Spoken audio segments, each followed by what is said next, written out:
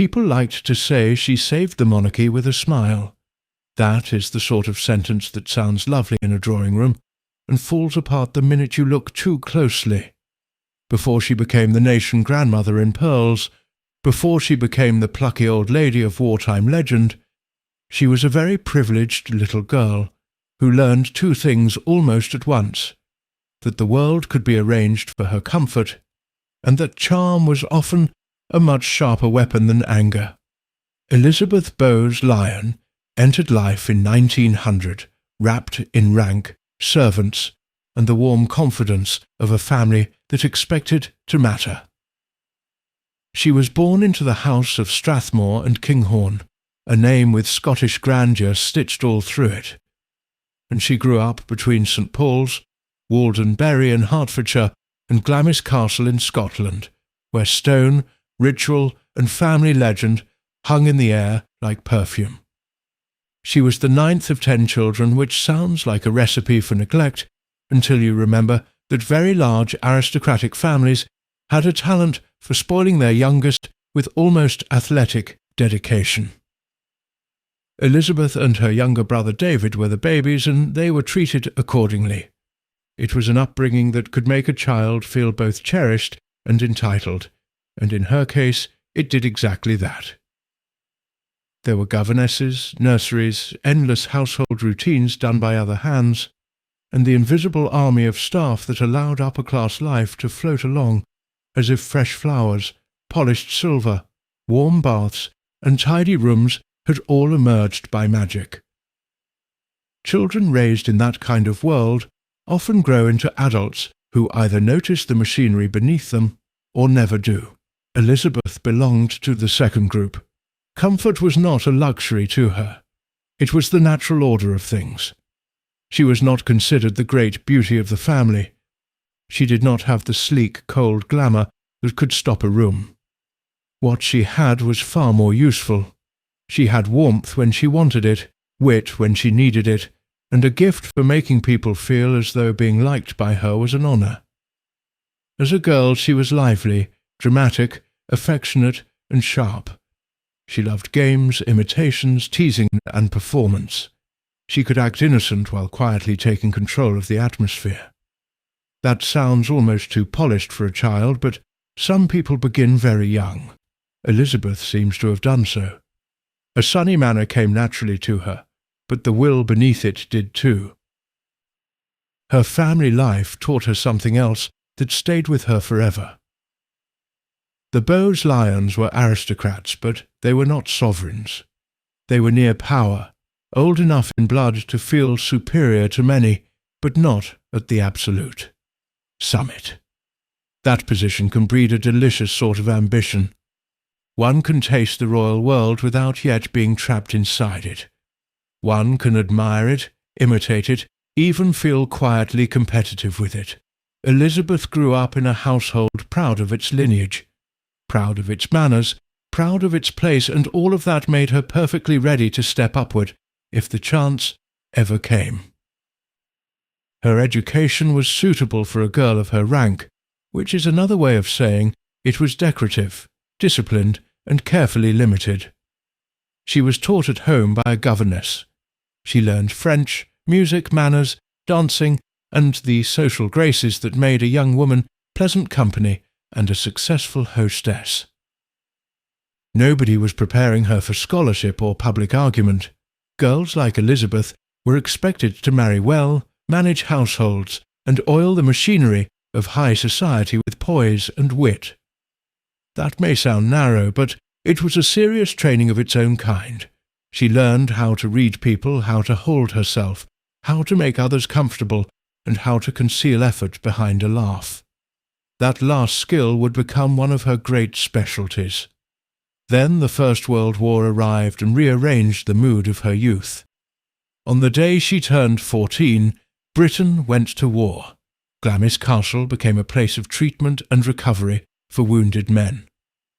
The sheltered daughter of privilege was suddenly moving through corridors filled with bandages, pain, missing limbs, long silences, and fear. She was too young to nurse in the formal sense, but she helped in the ways available to her. She served, visited, wrote letters, and saw suffering from close range. The war did not turn her into a saint, but it did harden her. It taught her to perform steadiness under strain, to keep her face composed for the sake of others, and to treat crisis as something one met dressed properly and speaking clearly. The war also broke her family open.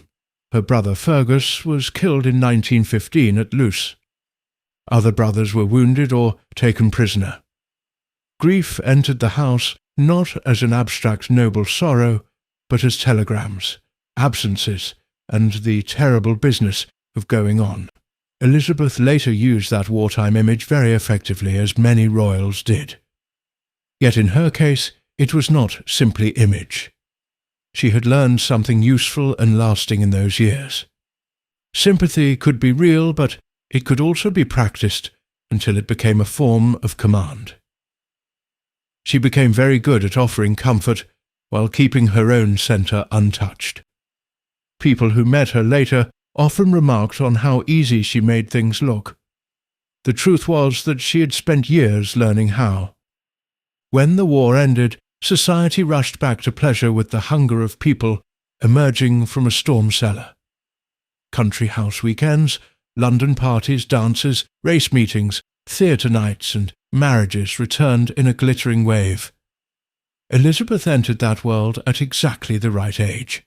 She was not one of those reckless modern creatures who seemed to smoke in doorways and shred convention for sport. That was not her style. She was more dangerous than that. She looked respectable. She sounded reassuring. She could flirt without appearing cheap and laugh without seeming wild. She came into drawing rooms like a promise that old England was still intact, only prettier and more entertaining than before. Men noticed her. Women noticed the men noticing her. She had admirers, and she knew it. There is no reason to pretend otherwise. The post-war marriage market among the aristocracy was not a gentle, dreamy place. It was a chessboard with flowers on it. A woman needed to know her value, her options, and the exact effect of seeming not to know either. Elizabeth excelled at that kind of social manoeuvring. She could appear delightfully unaffected while missing very little. Somewhere in this atmosphere, she came properly into the orbit of Prince Albert, the second son of King George V and Queen Mary. Bertie, as his family called him, was not the dazzling one. That role belonged to his older brother Edward, Prince of Wales, who was handsome, modern, restless, and adored by crowds. Bertie was shy, anxious, and burdened by a painful stammer that made public life feel like punishment. He had grown up in a royal household that prized discipline over tenderness and performance over ease. He was dutiful because he had been made that way. He was nervous because he had been hurt into it. Elizabeth saw him clearly. That mattered. She did not get swept up by his title alone, though the title certainly did not harm his case. She understood that he was vulnerable, serious, and in need of someone who could steady him. She also understood that marriage to him would not be a romantic frolic. It would be an exchange. She would get position, proximity to the throne, and a life at the centre of national pageantry. In return, she would have to give up ease, privacy, and much of her personal freedom. For a woman who had been spoiled from childhood and had no interest in being swallowed by anybody. System, that was not a small thing. So when Bertie proposed, she refused him. The first refusal mattered. It told him that she was not some dazzled little thing, ready to tumble into royal captivity with a blush and a curtsy. It told everyone else something too. Elizabeth Bowes-Lyon had standards, and one of them was that she would not leap simply because a prince asked. He proposed again, and still she hesitated. Whether the exact number of refusals was 2 or 3 became one of those courtship details polished by repetition, but the essential truth is beyond doubt. She made him wait. That waiting gave her power. It also allowed her to decide whether she could live the life attached to him. She knew the royal family from enough of a distance to understand its frostier qualities. She had seen the rituals, the hierarchy, the astonishing lack of ordinary freedom. She knew that marrying Bertie would mean a husband with wounds she could not cure, in-laws who did not naturally offer warmth, and a public existence governed by expectation. If she entered, she would need to do so on terms she could live with. That was not the hesitancy of a timid girl. It was the calculation of a woman who wanted to be certain she could win inside the cage before she walked into it. In 1923, she accepted him. It is fashionable in some accounts to make this sound like a triumph of pure love. Love was there, certainly, but it was not the only thing in the room. There was duty, ambition, practicality, and the undeniable appeal of becoming the wife of a king's son. Elizabeth later gave the impression that she had done the brave thing, the self-sacrificing thing, by choosing a difficult life over an easier one. There is some truth in that, but there is also another truth. She did not choose obscurity. She chose a stage. Their wedding at Westminster Abbey in April 1923 was a turning point not simply because she married into the House of Windsor, but because she instantly proved she knew how to use symbolism.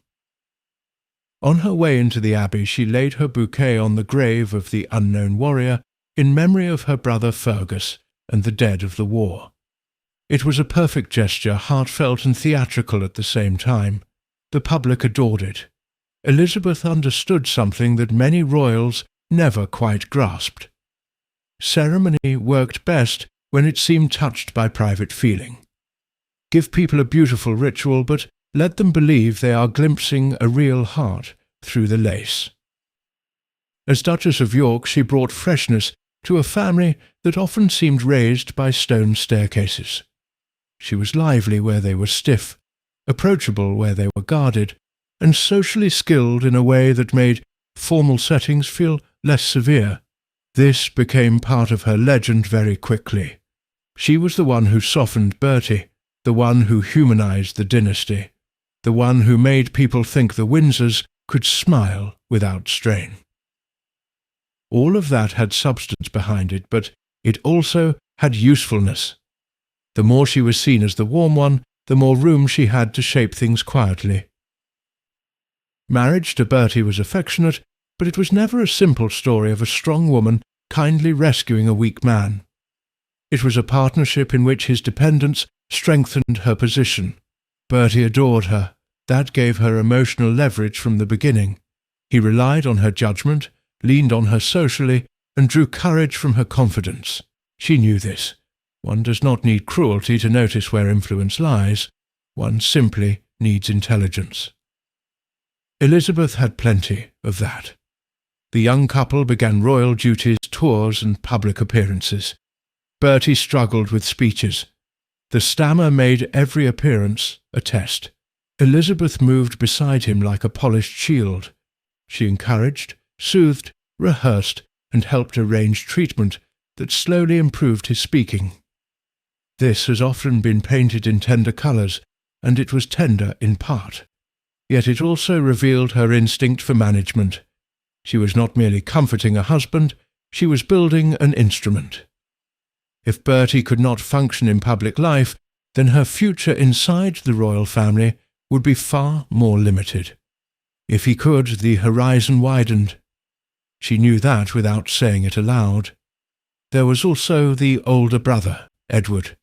Charming, fashionable, impatient Edward, who glittered in public and horrified those around him in private.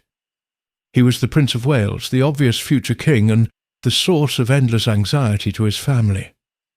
He loved excitement, admiration, and women who came with trouble folded into their gloves. He liked modernity when it suited him and shirked duty whenever possible. To many people, he looked romantic. To a practical woman like Elizabeth, he must have looked like a walking emergency. She was shrewd enough to see that the future of the monarchy might depend not on the dazzling brother who captivated crowds, but on the plainer brother who could be trained to endure the job. In 1926 she gave birth to her first child, Princess Elizabeth. It was a daughter, not the son dynastic minds instinctively hoped for, but the baby was healthy and the marriage looked strong. In public, the picture was ideal. The Yorks seemed young, modern enough to be appealing, traditional enough to be safe, and domestic in a way that made the monarchy look almost cosy. That image mattered deeply in the years after the Great War, when old institutions needed to seem both stable and lovable. Elizabeth helped produce that atmosphere. She was excellent with children when it suited her, excellent with old people, excellent with nervous guests, excellent with crowds. There are women who are adored because they radiate sincerity. Elizabeth was adored because she radiated ease, which is much rarer and often much more powerful. That does not mean she was a devoted hands-on mother in the sentimental sense. Her class did not encourage that style, and her life did not make much room for it. Nurseries, nannies, schedules, and staff handled the intimate business of childhood. She loved her daughters, but she also loved being admired, and the demands of royal life blended very neatly with a temperament already comfortable, handing over daily practicalities to others. Princess Elizabeth, the future queen, learned quite early that affection in such a household could be real and still arrive through layers of formality. In 1930, a second daughter, Margaret, was born at Glamis. The family portrait now looked complete. 2 little princesses, a dutiful prince, a charming duchess, and the growing sense that the York household offered something the rest of the royal family badly needed. Ease, warmth, stability. That reputation would become one of Elizabeth's greatest assets and one of the grandest illusions of the 20th century. Stability is a lovely word. It can hide an immense amount of control. By the early 1930s she had settled beautifully into royal life, but not because she had surrendered to it. She had begun shaping it around herself. She brought in her own rhythms, her own preferences, her own standards of entertaining and domestic presentation. She liked lovely things, proper service, excellent hospitality, and the flattering polish of well-run houses. She had expensive tastes, though one had to be careful about calling them expensive, because in her circle such tastes were considered normal. Good linen, good food, good china, skilled staff, graceful rooms, flowers, pace, privacy, and comfort were not indulgences to her mind. They were the correct conditions of life. This is where the myth of her plucky thrift later becomes difficult to bear. Even when younger and not yet queen, Elizabeth did not have the soul of a Spartan. She liked luxury and expected standards to be met. She liked being served beautifully. She liked houses arranged properly. She liked society, hospitality, and those soft, rich textures that make grand life feel not merely comfortable, but staged for pleasure.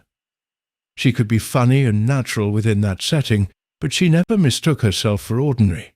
She knew who she was, and she liked what came with it. She also had a memory for slights which would matter terribly later. In these early years it showed itself in small ways, in preferences fixed hard, opinions quietly kept, and the ability to freeze someone politely without seeming openly rude. She did not rage often. Rage is clumsy. Her sort of displeasure was colder. It withdrew warmth. It remembered. It smiled with less generosity. In a social world run on manners, that could be devastating. As King George V grew older and the question of succession loomed, more urgently, the contrast between his sons sharpened. Edward remained glamorous and unsettling. Bertie remained dutiful and anxious. Elizabeth watched all of it from a position that had become stronger every year. She had a husband who depended on her, children who anchored their image, and a public reputation that kept improving. If the monarchy needed softness, she supplied it. If Bertie needed courage, she lent it. If the family needed a pair of safe hands, she knew precisely whose gloves they were inside. What is striking looking back is how early the essential Queen Mother was already visible before she ever wore a crown. The appetite for comfort was there. The steel under the sweetness was there. The sense of grievance, waiting under politeness, was there. The talent for emotional theatre was there. So was the conviction, not loudly stated but deeply held, that her preferences deserved protection, and that the people around her should arrange themselves accordingly. She was still young enough to look light, still pretty enough to look harmless, and still sheltered enough that many took her for simply a merry aristocratic wife who had done well. But beneath the laughter, Elizabeth was learning the oldest and most useful lesson in any palace, that the person who looks easiest to underestimate is often the person who ends up running the room. By the time the old King's health began to fail, she was no longer merely Bertie wife. She was the quiet centre of a rival court in waiting. A woman who could smile at the future, and behind the smile begin to count exactly what it might yet give her. By then the court was living with a family secret so obvious that it barely qualified as a secret at all. The Prince of Wales was a problem. He had been a problem for years, and not the charming kind that older ladies excuse with a sigh and a story about nerves. Edward was handsome, adored and modern in all the ways that looked thrilling from a pavement and ghastly from a palace corridor. He liked novelty, applause, married women, and the sensation of escaping whatever duty expected of him that week. He had the kind of magnetism that makes a crowd feel they are in love and a family feel they are being held hostage. His father, King George V, understood him with the gloomy clarity of a man who sees the storm approaching and cannot stop it. The old king had spent his reign trying to keep the monarchy steady through war, change, labour unrest, Irish upheaval, and the weakening of old assumptions. He was not a tender father, but he did know the value of duty, and he knew his eldest son found duty about as appealing as cold porridge. He said more than once, in one form or another, that after his death the boy would ruin himself. In a year, it was not a fatherly exaggeration. It was prophecy, wearing a naval beard. Elizabeth watched this closely. She had no reason to adore Edward. He was everything her husband was not, which might sound attractive in a novel and exhausting in real life. Bertie was conscientious, anxious, emotionally needy and earnest. Edward was breezy, selfish, restless, and quite capable of treating the crown like an heirloom he had not asked for and could pawn if it inconvenienced him. Women were drawn to him because he could make attention feel like electricity. Men were drawn to him because he was easy. Company when he was in the mood. But for anyone who prized steadiness, he was a menace in a good suit. And Elizabeth prized steadiness when steadiness served her. She also prized hierarchy, propriety, and the invisible glue that kept grand houses from descending into chaos. Edward threatened all of that. He did not merely break rules in private. He made a spectacle of not caring who knew. There had been women before, of course. There were always women before the woman who matters. Freda Dudley Ward had absorbed years of his attention. Thelma Furness followed. One by one the prince drifted from attachment to attachment, leaving sighs, gossip, and agitated courtiers behind him. That sort of thing could be managed while the king lived. A wayward heir was still only an heir. A wayward king was another matter entirely. By the early 1930s, the York household and the Wales household had become two different answers to the same royal question. What did the monarchy need to survive the modern age? Edward offered glamour, spontaneity, and danger. Bertie and Elizabeth offered discipline, family life, and apparent reliability. The contrast was almost theatrical. On one side there was the fashionable prince in evening dress, surrounded by smart friends and women who understood discretion only after the damage had been done. On the other side there was the dutiful younger brother, with his pretty wife and little daughters, turning up on time, smiling, working, and making the institution look safe for the furniture. That image grew more valuable with each passing year. Public life between the wars had changed. Britain was struggling through economic anxiety, unemployment, class tension, and the slow erosion of the old world. People did not want their monarchy to seem too remote, but they also did not want it to seem vulgar, unstable, or emotionally out of control.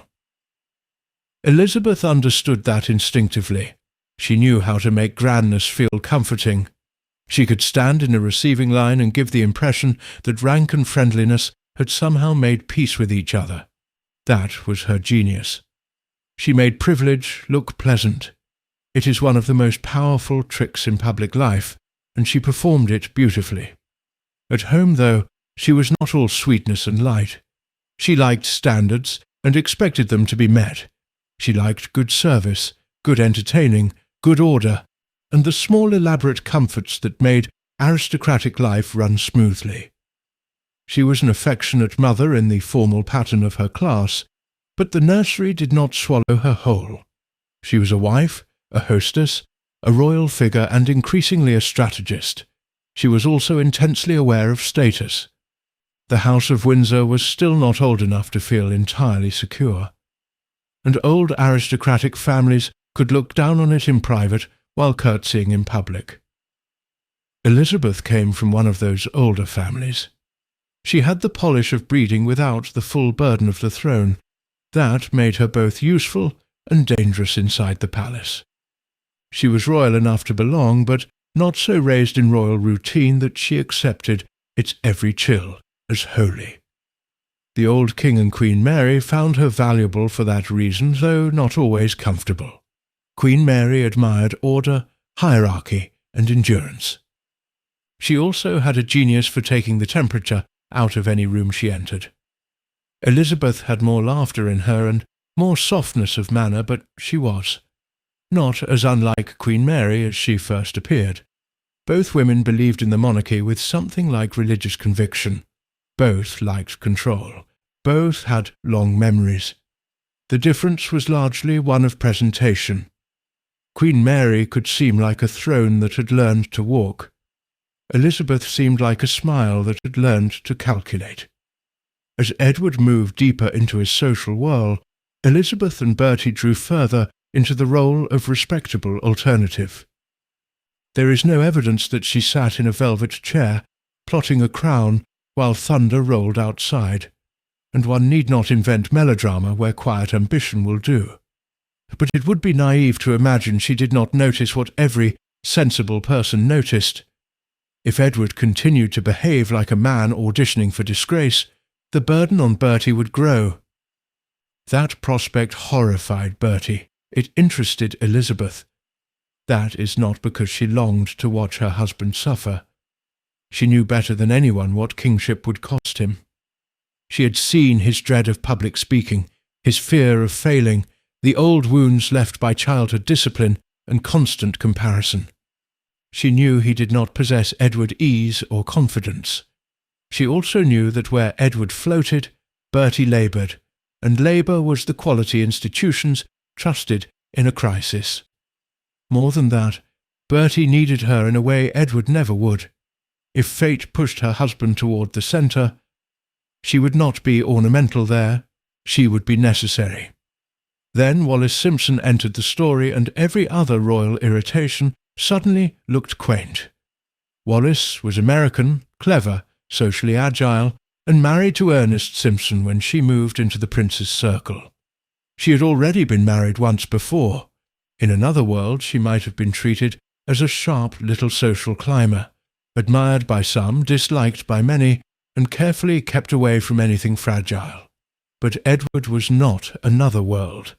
He was the heir to the throne, and once he focused on a woman, he behaved less like a prince than like a man determined to prove that every warning he had ever been given was beneath him. At first, those around him hoped she was simply another passing infatuation. That had happened before. The prince became fascinated. Friends indulged him. The woman enjoyed the attention. The family sighed, and eventually the weather changed. But Wallis was different, and not merely because she understood him so shrewdly. She made him feel seen in the way only a very clever woman can see a spoiled, hungry man. Edward had been admired all his life. Wallis did not only admire him, she amused him, handled him, and crucially did not stand in awe of him. For a man exhausted by deference and addicted to admiration, that was an intoxicating combination. Elizabeth disliked her quickly, and the dislike was mutual. It has often been wrapped in the language of constitutional concern, and yes, there was constitutional concern. There was also plain old human hostility, sharpened by class, nationality, rivalry, and insult. Elizabeth believed in the rules of the game because she was winning by them. Wallis had not played by those rules at all. She was divorced once, married again, American, socially sharp, and perfectly willing to occupy space that the royal family believed should be protected by gates, bloodlines, and a very great many disapproving looks. For Elizabeth, Wallis was not just unsuitable, she was offensive. She represented intrusion, vulgarity, and danger. She also represented Edward loyalties shifting away from his family at exactly the moment his family needed him to behave. There were personal stings too.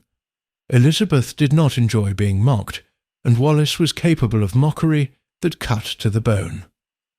The royal family, with all its stiffness, invited satire. Bertie stammered. Court rituals could be absurd. Elizabeth herself could be charming and brittle in the same hour. Wallis and her circle were not reverent about any of it. One can imagine how infuriating that was to a woman who had spent years making monarchy look dignified and soothing. To work so hard polishing the institution only to watch your future sister-in-law treat it like an awkward dinner party would sour even a saint. And Elizabeth was never a saint. Still, the real fear was constitutional and personal at once. If Edward insisted on making Wallis central to his life, what then? Could a king marry a twice-married woman with living former husbands? Could a prime minister swallow it? Could the Church of England swallow it? Could the Dominions accept it? In the early stages, people tried to avoid those questions because, once spoken clearly, they threatened to split everything open.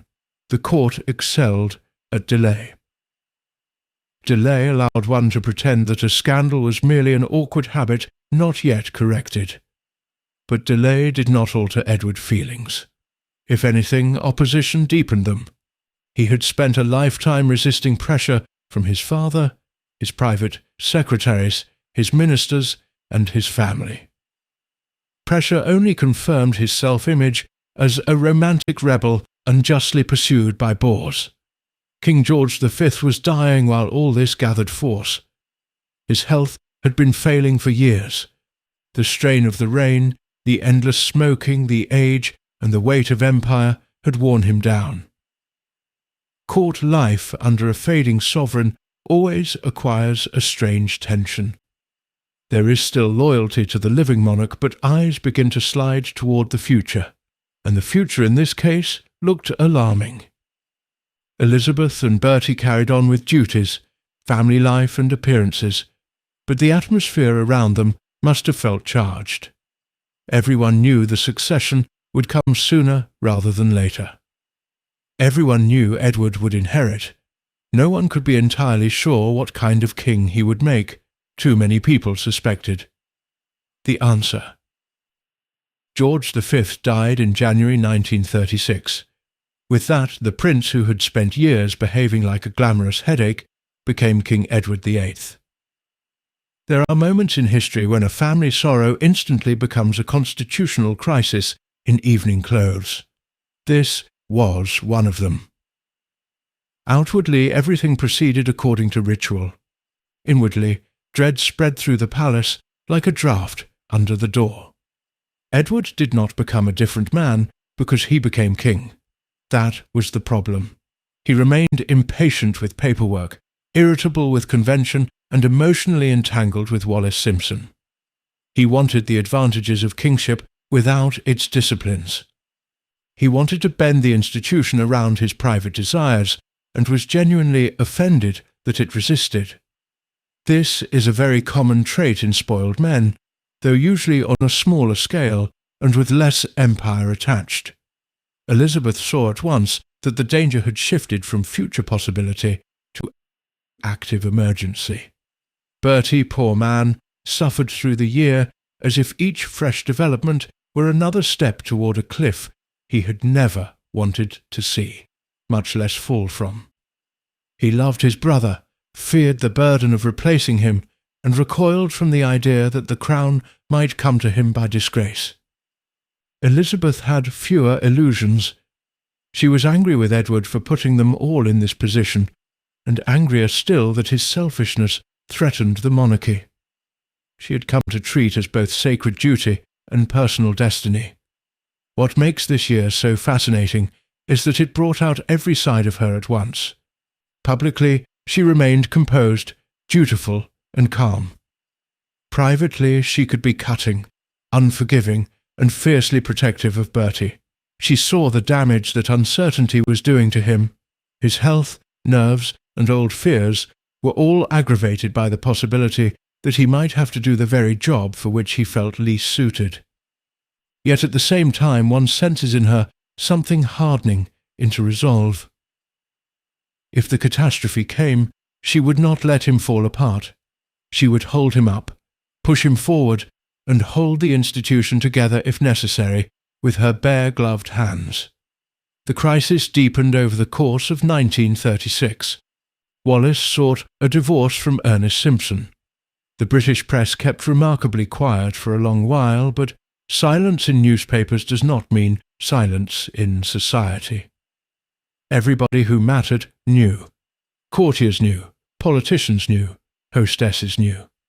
Foreign papers said what British papers still tiptoed around. Rumour travelled faster than print. The king relationship had ceased to be a private irregularity. It was now the central problem of the reign. Prime Minister Stanley Baldwin stood firm. The king could not marry Wallis and keep the throne, not under the conditions then prevailing. The legal, religious, and political obstacles were enormous, but beneath them sat a simpler truth. The establishment had decided she was impossible. Edward in turn decided that anyone who opposed the marriage was opposing his happiness, his honour, and his manhood. It was a childish reading of events, but he was a childish man in some of the most important ways. He had been indulged too long, admired too easily, and never required to grow up. Before the world placed a crown within reach for me. Inside the family, matters grew bitter. Edward believed he was being cornered. His relatives believed he was betraying both them and his duty. Elizabeth did not forgive him for what he was doing to Bertie. She also did not forgive Wallis for existing in the role.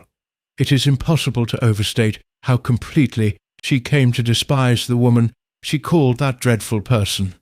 It was not a passing annoyance. It became one of the governing hostilities of her life. By autumn and early winter, the crisis could no longer be contained. The issue was now plain. Edward would either abandon Wallis or abandon the throne. He chose Wallis. Some have tried to dress that choice in velvet and call it romance. It was romantic, yes, but romance can be selfish, theatrical, and ruinously expensive when other people must pay the bill. Edward did not merely follow his heart. He detonated his kingship and handed the wreckage to his younger brother. Bertie was devastated. He had not asked for the crown, had not been prepared for it in the emotional sense, and did not feel equal to it. That was precisely why. The crown would fit him more honestly than it had fit Edward. Bertie understood burden. Edward understood appetite. Institutions built to endure usually prefer burden. Elizabeth now faced the moment she had sensed approaching in fragments for years. The throne was moving toward them through scandal, humiliation, and family collapse. She did not greet it with girlish excitement. She greeted it with fury, fear, pride, and a rising determination that if her husband must suffer this fate, then he would not suffer it alone, and he would not fail in full view of the world. Whatever softness the public thought they saw in her, this was the hour when steel truly took command. When Edward signed the instrument of abdication in December 1936, he freed himself and shackled everyone else. He would leave to pursue the woman he wanted. Bertie would become king. Elizabeth would become queen. The glamorous elder brother who had always floated above consequences drifted out of the central picture. The younger brother who had spent his life dreading exposure was pushed into the brightest light imaginable. And standing beside him was the woman who had once hesitated before entering the cage, then spent years learning exactly how to survive inside it. Now the cage was theirs, and she meant to rule its atmosphere from the very first breath. It was not the sort of queenship little girls imagine when they pin a curtain to their shoulders and call themselves sovereign. There had been no clean ascent, no radiant inevitability, no long preparation carried out with serene confidence. It came through a family wound, through a brother's selfishness, through a public scandal that left everyone involved looking diminished in one way or another. Even the language had a bitter taste to it. Edward VIII had not died. He had left. He had walked away from the crown, and in doing so he had forced Bertie and Elizabeth to live the life he had refused. That alone would have been enough to sour Elizabeth against him forever. In fact, forever was exactly what happened. There are people who forgive slowly, and there are people who never forgive at all, but become more elegant about their hatred as the years go by. Elizabeth belonged to the second type. Edward had not only humiliated the monarchy, he had, in her view, inflicted a kind of cruelty on Bertie that no decent brother should have contemplated. He had taken the one man least suited by temperament to crave kingship and placed it on his shoulders like a sentence. Bertie did not sleep easily. He worried, fretted, doubted himself, and had spent a lifetime feeling second best. Now he was King George VI, and every tremor in his confidence would be felt not just inside his own chest, but across the empire. Elizabeth saw that more clearly than anyone. From the moment of the abdication, her private anger settled into something cold and permanent. She also made a decision. If Bertie must be king, then he would not be a timid substitute for his glamorous brother. He would be made into a different sort of sovereign altogether. Serious, dutiful, moral, family-centred, sacrificial, and steady. In other words, he would become exactly what Edward was not. And beside him, she would become the smiling proof that duty could still be graceful. This was not cynical. That would be too simple. Elizabeth believed in monarchy with real fervour. She believed in continuity, symbolism, hierarchy, and the mysterious emotional bond between crown and people. She also believed that monarchy must be staged properly or it would fail. Those two beliefs lived quite happily together in her. She could be sincere and theatrical at the same time, and indeed she usually was. The new king and queen moved quickly to establish the tone of the reign. Nothing about George VI was naturally effortless, so effort had to be hidden, supported, softened, and surrounded by ritual. Elizabeth understood this with almost professional instinct. She created a climate around him. She controlled the temperature of rooms, the mood of engagements, the human texture of the court. Where he stiffened, she eased. Where he faltered, she filled the silence. Where he worried, she offered not merely comfort, but shape. Many people later spoke of her as his strength. That sounds loving, and it was. It was also administrative. Meanwhile, Edward, now Duke of Windsor, drifted toward exile with Wallis Simpson, who became Duchess of Windsor after their marriage in 1937. Elizabeth was not content to dislike her. She wanted the couple kept at a distance, the whole embarrassing episode pressed to the edges of royal life as firmly as possible. She objected bitterly to the question of Wallis' style. Should she be treated as Her Royal Highness, as the wife of a king brother normally would be, or denied that rank? The issue sounds petty, until one remembers that in courts, style is not decorative. Style is judgment made visible. Elizabeth understood that if Wallis were fully embraced, the abdication might begin to look like a romantic inconvenience rather than a moral catastrophe. She would not allow that. George VI denied the title, and Elizabeth was intensely pleased by the snub. It was the kind of palace punishment she appreciated most, cold, formal, and unanswerable. This was one of the first clear signs of the quality that would define so much of her later life. She could dress revenge as principle and make it look almost noble. In fairness to her, principle was involved.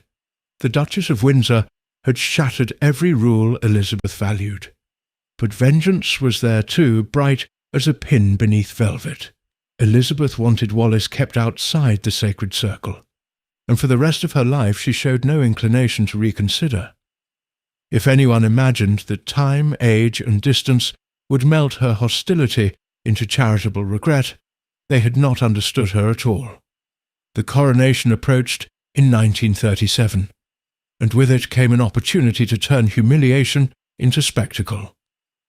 That mattered enormously. The monarchy had taken a blow. The answer, as Elizabeth saw it, was not to shrink from ceremony, but to perform it more beautifully.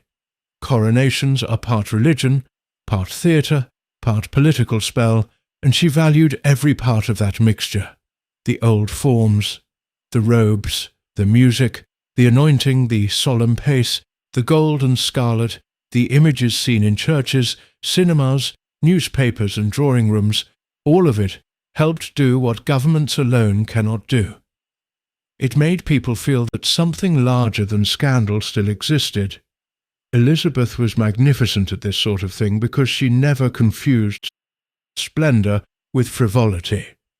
She liked lovely things, but she also understood their emotional use. A crown could be jewellery in one context and reassurance in another. A carriage could be a toy for rank or a moving symbol of endurance. She delighted in beauty, but she also knew how beauty worked on the public imagination. That is one reason she was so effective, and one reason critics could find her infuriating.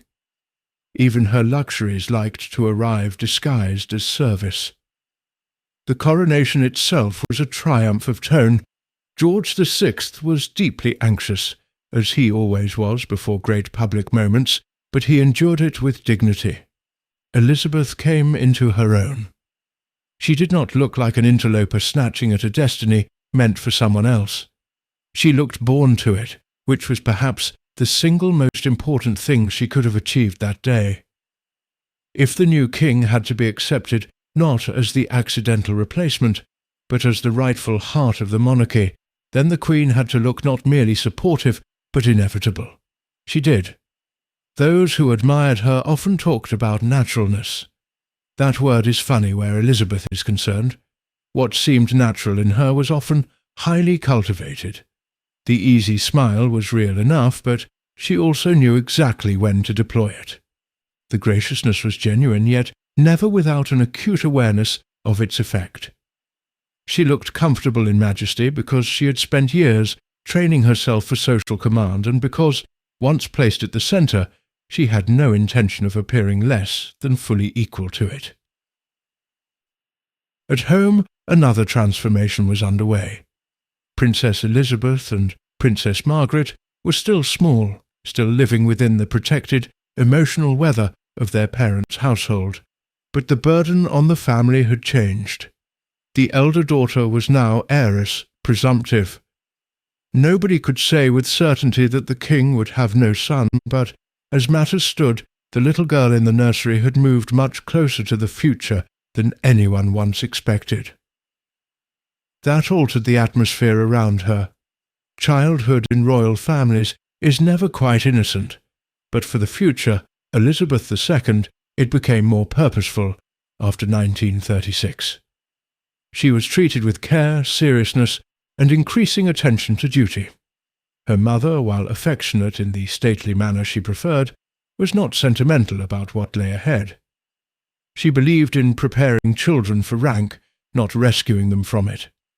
There was a great difference between the two sisters, and their mother saw it quickly. The older Elizabeth was composed, self-controlled, watchful, and eager to please. Margaret was vivid, naughty, funny, and more openly emotional. One can already see the outlines of later family drama there, and it is impossible not to notice how much the Queen preferred order. She loved Margaret's sparkle, but she trusted the steadiness of her firstborn. That preference was subtle in these years, but not invisible. In families, especially highly staged ones, children are always sensing what qualities bring approval. Princess Elizabeth brought peace, Princess Margaret brought excitement. Mothers say they cherish both equally, and often they mean it. But courts reward peace more generously than excitement, and Elizabeth the Queen was a woman of court instinct to her fingertips. For all the formality, the royal household under George VI and his queen was made to seem warmer than the one before it. This was partly genuine and partly strategic. Elizabeth knew how much the public liked the sight of a royal family that appeared affectionate, approachable, and modestly domestic. Pictures with the daughters, stories of nursery life, the image of a shy king bolstered by a smiling wife, all of it helped repair the damage left by Edward and Wallis. The new reign did not offer romance in the dangerous sense, it offered decency. After the shock of the abdication, decency looked almost glamorous, and yet it would be a mistake to imagine Elizabeth in these years as some soft hearth fire in human form. She remained exacting, class-conscious, and capable of serious chill. She did not welcome familiarity from the wrong people, she liked boundaries, though she preferred to express them with perfect manners. She was also growing more comfortable with power. That is another quality people often misread in women who smile beautifully. Comfort with power does not always look like loud dominance. Sometimes it looks like a woman seated on a sofa, speaking lightly, while half a dozen lives arrange themselves around her preferences. The late 1930s brought gathering danger from Europe, and the royal family could not remain insulated from it. The rise of Adolf Hitler, the atmosphere of menace, the failures of appeasement, and the gradual realization that another war might be coming all changed the stakes of public life. This was where Edward and Wallis became even more poisonous subjects inside the family. Edward had shown alarming softness toward aspects of the German regime and a grotesque lack of seriousness about the threat it posed. He visited Germany in 1937, met Hitler, and gave every impression of a man fatally attracted to strong men, uniforms, and the thrill of being courted by powers that understood vanity when they saw it. Elizabeth regarded this with disgust. The Duke had already abandoned duty for private desire. Now he seemed ready to flirt with political judgment, so poor it bordered on betrayal. Whether she saw all the implications at once is impossible to know, but she certainly saw enough. The contrast between the brothers sharpened into something almost moral in her mind. George VI was frightened, dutiful, and burdened, but he would stand where he ought to stand. Edward was still chasing his own appetite, and one could no longer pretend the cost was merely domestic. The Queen also had to manage something trickier than hostility to the Windsors. She had to manage her husband's fear. George VI worked hard, read his papers conscientiously, and tried with painful sincerity to rise to the demands of kingship, but he did not become carefree because a crown had been set on his head. The stammer still troubled him. Formal speeches remained ordeals. Meetings with ministers required concentration. The knowledge that he had not been meant for this role never entirely left him.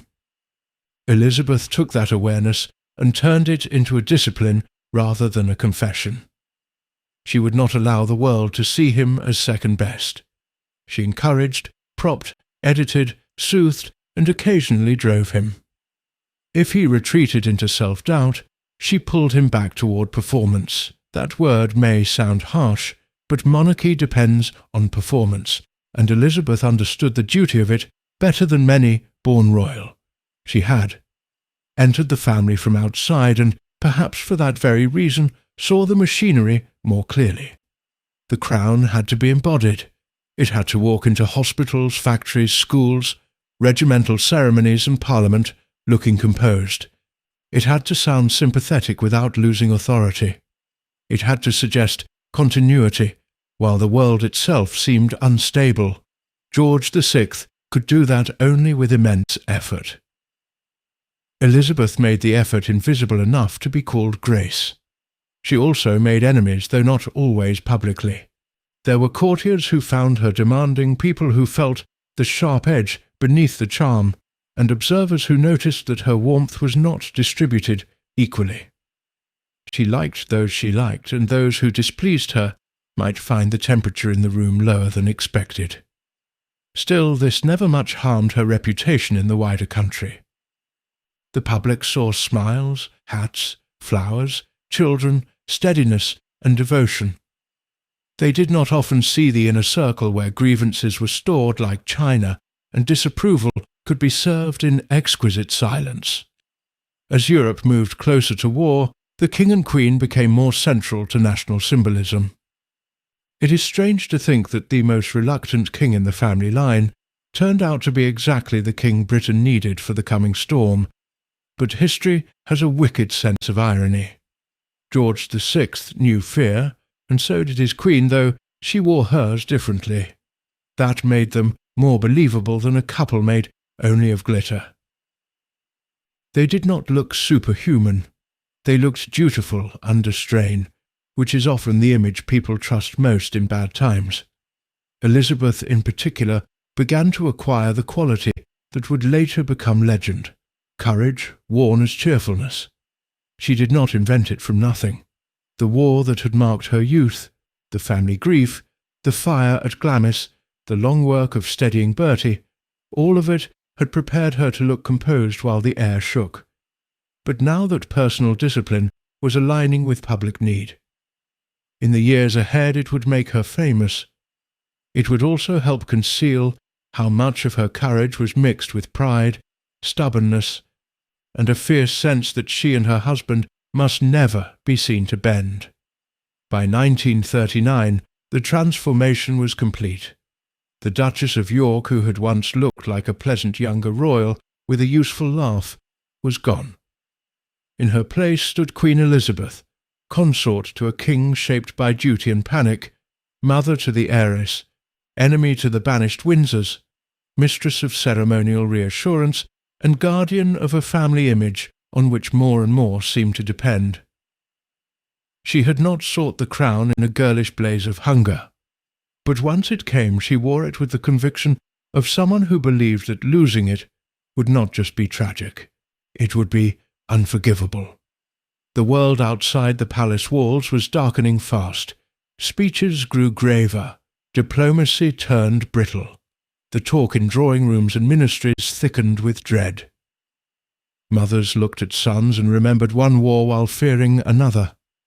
And inside Buckingham Palace, the Queen, who would one day be remembered as everyone's comforting old lady, was becoming something more formidable than comfort alone.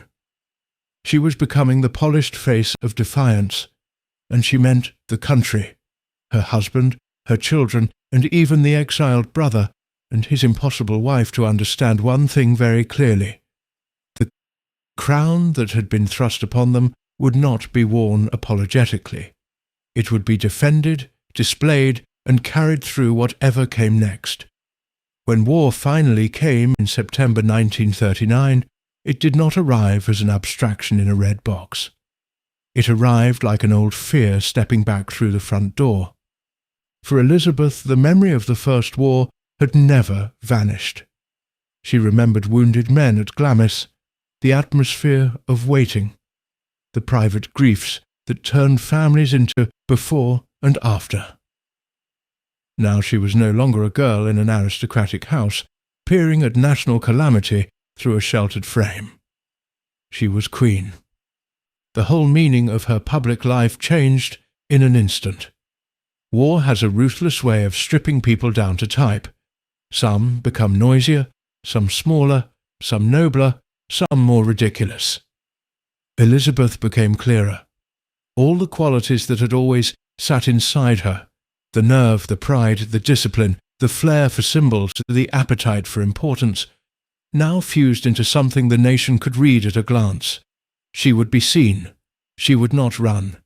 She would stand exactly where people expected a sovereign consort to stand, and then manage to seem almost personal while doing it. That, of course, was not simply bravery. It was also instinct of the highest political order. There was immediate discussion about the safety of the princesses. Princess Elizabeth and Princess Margaret were still young, and there were practical arguments for sending them to Canada. Plenty of sensible people thought it would be foolish to keep the king daughters within reach of bombing. Elizabeth would not hear of it. The famous line that came from her on the subject was perfect in its simplicity. The children would not go without her. She would not go without the king, and the king would never leave. It was one of those royal sentences that sounds effortless, because all the machinery of conviction is hidden inside it. In one neat sweep she turned maternal loyalty, marital loyalty, and national defiance into the same statement. The girls were instead moved to Windsor Castle for safety, but that was a world away from exile. The decision mattered symbolically. So did the fact that the king and queen remained in London. In wartime morale, geography can become emotion. If the royal family vanished overseas while ordinary Londoners stood in queues with gas masks and blackout curtains, the monarchy would have looked ornamental at best and cowardly at worst. Elizabeth knew that down to her bones. She also knew how the gesture would play. She had spent years learning that public love often rests on whether people feel you are sharing the same weather, even if you are doing it from a palace with many more bedrooms. The early months of war were strange, full of suspense and postponed terror. There was the blackout, the quiet tension, the official language of preparedness. There was also that peculiar British habit of trying to make dread sound well-mannered. For the king and queen, those months involved visits, speeches, military inspections, hospitals, factories, and endless efforts to appear calm when almost nobody was calm. George VI dreaded the speaking demands, but he did them. Elizabeth stood beside him in the role she now inhabited almost perfectly. Smiling, listening, meeting eyes, making courage look conversational. Then came the real assault. France fell in 1940. The retreat from Dunkirk brought relief, tangled with humiliation. The possibility of invasion became less a nightmare than a subject at lunch. And once the Luftwaffe turned in earnest toward British cities, London itself became a target not in theory but in flame. This was the period that made Elizabeth famous, though not always in the uncomplicated way later memory preferred. She visited bombed neighbourhoods, hospitals, shelters, canteens and factories. She wore practical clothes without giving up the polished elegance that reassured people she was still herself.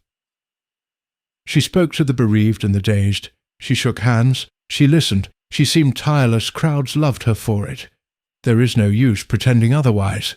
She was very good at this kind of monarchy, perhaps the best kind for an age of mass anxiety. She understood that in moments of collective trauma, people do not need a lecture from above. They need to feel observed, acknowledged, and somehow blessed by continuity. Yet even here, in the warm glow of wartime legend, There was steel that could easily turn into something harder. Elizabeth did not only want to comfort, she wanted the monarchy to matter. She wanted the royal presence to be central to the national story, not an extra paragraph after the politicians. That is one reason she and Winston Churchill, once he became Prime Minister in 1940, developed such an interesting relationship. Churchill adored history, grandeur, pageantry, language, and the emotional uses of continuity. He understood the Crown as theatre with a constitutional heartbeat. Elizabeth understood something very similar from the other side. They could work together, because they both knew that war is fought not only with guns and factories, but with symbols, voices, images, and morale. She admired Churchill's strengths, but admiration in her case never meant surrender. Elizabeth had opinions about governments, ministers, and social rank, and she was perfectly capable of disliking democratic roughness when it arrived in the wrong suit. Churchill could be intoxicating company and maddening company in the same day. He liked to talk, to dominate, to charm, to perform, and to wrap policy in rolling language. Elizabeth liked men of force, so long as their force did not threaten the throne or the atmosphere around it. She and Churchill did not need to become intimate friends. They needed to recognize each other as indispensable players in the same national drama. They did. George VI, meanwhile, formed his own bond with Churchill, though it was never effortless. The king was conscientious, dutiful, and cautious. Churchill was volcanic, brilliant, undisciplined in his own way, and very much the man of the hour. Elizabeth watched all of this with sharp eyes. She knew her husband could be overshadowed by larger personalities. She also knew that wartime made the monarchy more necessary, not less. The country might admire Churchill thunder, but it also needed the quieter endurance of the Crown. So she worked constantly to preserve that balance. The king must be seen, heard, respected, and carried into the national imagination not as a pale extra in Churchill's production, but as the moral centre of something older and steadier. Then Buckingham Palace itself was bombed. That moment in September 1940 did more for Elizabeth's wartime reputation than almost anything else, partly because it carried exactly the mixture of danger and symbolism she understood so well. Several bombs fell on the palace while the king and queen were there. They were not killed, but the shock was real, the damage visible, and the news electrifying. Suddenly the royal family were not merely sharing London risk in some abstract ceremonial sense. The danger had struck their own front steps. Elizabeth's response was quick and unforgettable. She said she was glad the palace had been bombed because now she felt she could look the East End in the face. It was one of those lines people remember because it crystallized a mood. The East End had suffered terribly under bombing. For the Queen to say that she now felt properly entitled to meet the bombed poor carried an emotional force many found deeply moving. It suggested solidarity, humility, and shared suffering. It also revealed something else that was very Elizabeth. She understood the transaction of sympathy. If she was to stand among ruined streets and grieving families, she wanted the moral right to do so. The bombing of the palace gave her that right in the public eye, and she saw it instantly. Some women would have spoken only of fear. Elizabeth spoke of legitimacy.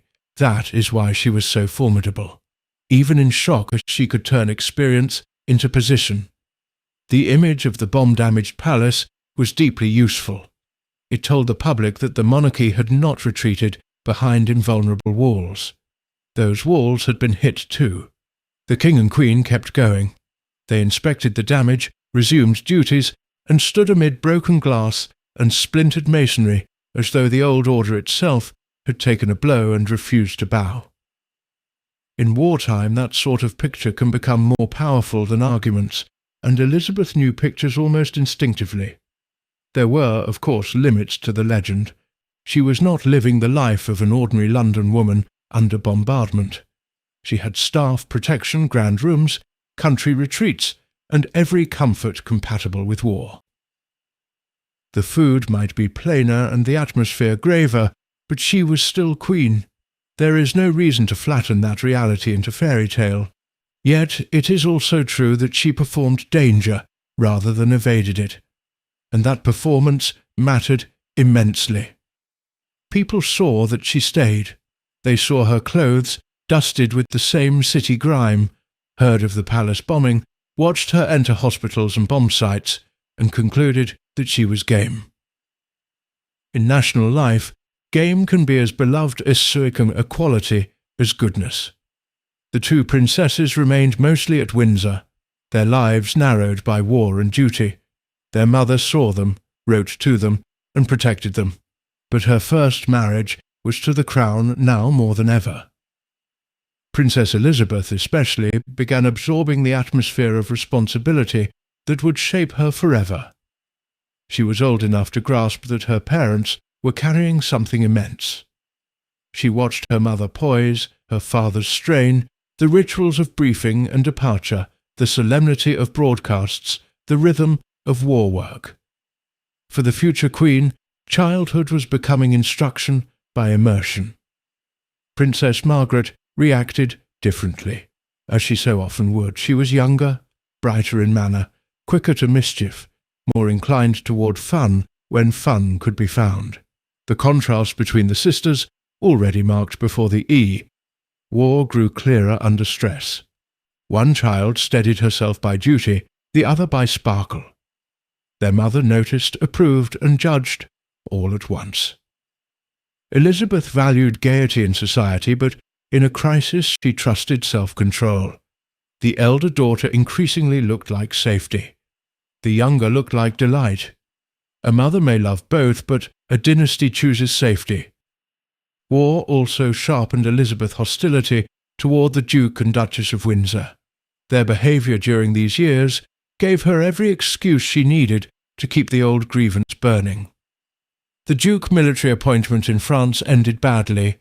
His judgment was suspected, his connections looked dubious, and before long the couple were sent far away, with the Duke posted as governor of the Bahamas. Officially, it was a posting. Unofficially, it was exile with a salary. Elizabeth had no objection to either half of that arrangement. She did not trust Wallace, and she trusted Edward even less. His flirtations with German circles before the war had already stained him in her eyes. His abdication had been selfish. His behaviour since had not exactly redeemed the situation. To Elizabeth, the couple represented betrayal decorated as glamour. While her husband struggled through speeches, bombings, and sleepless duty, Edward and Wallace continued to float in a self-made world of sulk, style, and grievance. She could not forgive that contrast, and she did not intend to.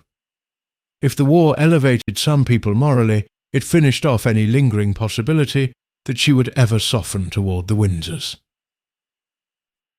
At home she became more than the king's support. She became the keeper of tone.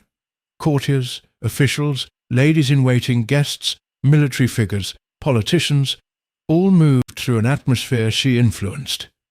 She liked standards maintained despite war. Flowers still mattered. Order still mattered.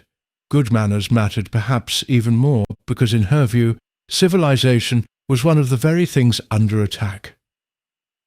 There is something almost comic in the image of a bomb falling on London, while a queen worries about proper hosting, but in her mind, the two concerns were connected. Barbarism destroyed forms. Therefore forms must be preserved. This could make her admirable or maddening, depending on the observer. Some found in her insistence on elegance and composure something deeply heartening. Others saw snobbery dressed as patriotism. The truth, as usual, sat somewhere in the middle. Elizabeth did believe in morale, beauty, order, and visible continuity. She also genuinely liked lovely things, and was not about to become drab simply because the century had caught fire. Even her wartime austerity had a polished edge. The royal tours through bomb-damaged districts became central to her image. She had a remarkable ability to speak to women who had lost homes, children, husbands, sleep, or all four. She listened with grave sympathy and the right short phrases. She understood that grief does not always want eloquence, it often wants witness. Yet there was always a balancing act. Too much intimacy and the crown looked common. Too much distance and it looked useless. Elizabeth managed that line with extraordinary skill. She could seem touched without seeming shaken apart. George VI, for his part, grew into kingship through ordeal. He would never enjoy public speaking, but he came to master enough of it to move people. Precisely because the effort showed, his wartime broadcasts carried not the easy music of a natural orator, but the honest strain of a man forcing himself through fear for the sake of duty. The nation responded to that. Elizabeth knew it was one of their great assets. Britain was not being represented by some glittering hero untouched by nerves. It was being represented by a family who looked as if they understood dread and kept going anyway. She helped produce that impression every day, before speeches after speeches and before visits after visits, during long drives to ruined streets and factory floors. She was there. She encouraged, soothed, corrected, pressed forward. It was not always gentle. Elizabeth could be determined to the edge of severity where duty was concerned. If Bertie wanted to retreat into private misery, she would not let him. If he had a role, he must play it. Her tenderness was real. So was her relentlessness. In social terms, the war also widened her reach. People who might once have seen the monarchy as distant began to encounter the Queen in very immediate settings. Hospitals, shelters, canteens, military bases, women munition sites, all became stages on which she could demonstrate attention and resilience. Her face became familiar in newspapers and newsreels. Her voice, though less central than the King's, carried reassurance. She did not chatter. She did not over-explain. She presented steadiness in hats and gloves. This was also the period in which the public started to turn her into something close to a national aunt, though she was still far younger than the image suggests. The ingredients were all there. She was feminine without seeming flimsy, elegant without seeming chilly, cheerful without seeming foolish, and brave without sounding theatrical. The great achievement was that she made all those balancing acts appear natural. Few things in her life were more carefully worked for. By the middle years of the war, the old wound of the abdication had not healed. It had simply been built over with larger historical drama. But inside Elizabeth the injury remained alive, fed now by contrast. Every bomb that fell on London, every speech Bertie struggled through, every anxious night, every public duty carried out under danger, made Edward Choice look more contemptible to her. He had escaped. They had stayed. He had chosen himself. They had chosen burden. That moral account book was one she kept in permanent ink. And as the Blitz raged and the country absorbed punishment without surrender, Queen Elizabeth was no longer merely a gifted royal consort rising to the occasion. She had become one of the chief authors of wartime royal feeling, the woman who could turn a damaged palace into a national symbol, a hospital visit into a ritual of acknowledgement, and a marriage built partly on dependence into a public model of courage under strain. The nation saw the smile and drew comfort from it.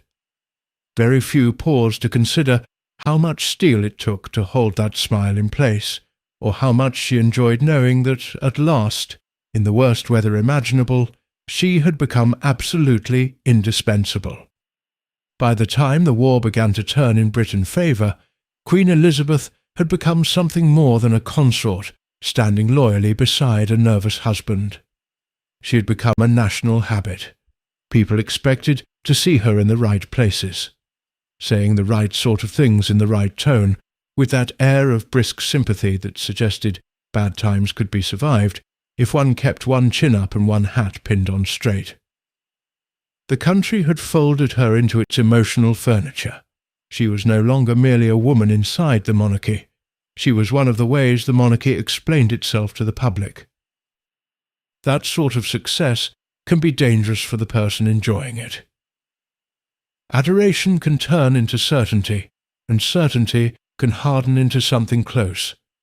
To self-worship if nobody in the room is willing to say, gently or otherwise, that your miracle is made partly of timing, costume, class privilege, and a husband who needs you enough to make you look indispensable. Elizabeth was not a fool. She understood that she had worked for her position, but she also came to believe with increasing depth that she and Bertie had earned a kind of moral superiority through suffering. They had stayed in London.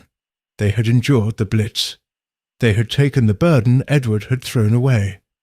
They had done their duty under strain. All of this was true. What is more interesting is what she did with that truth.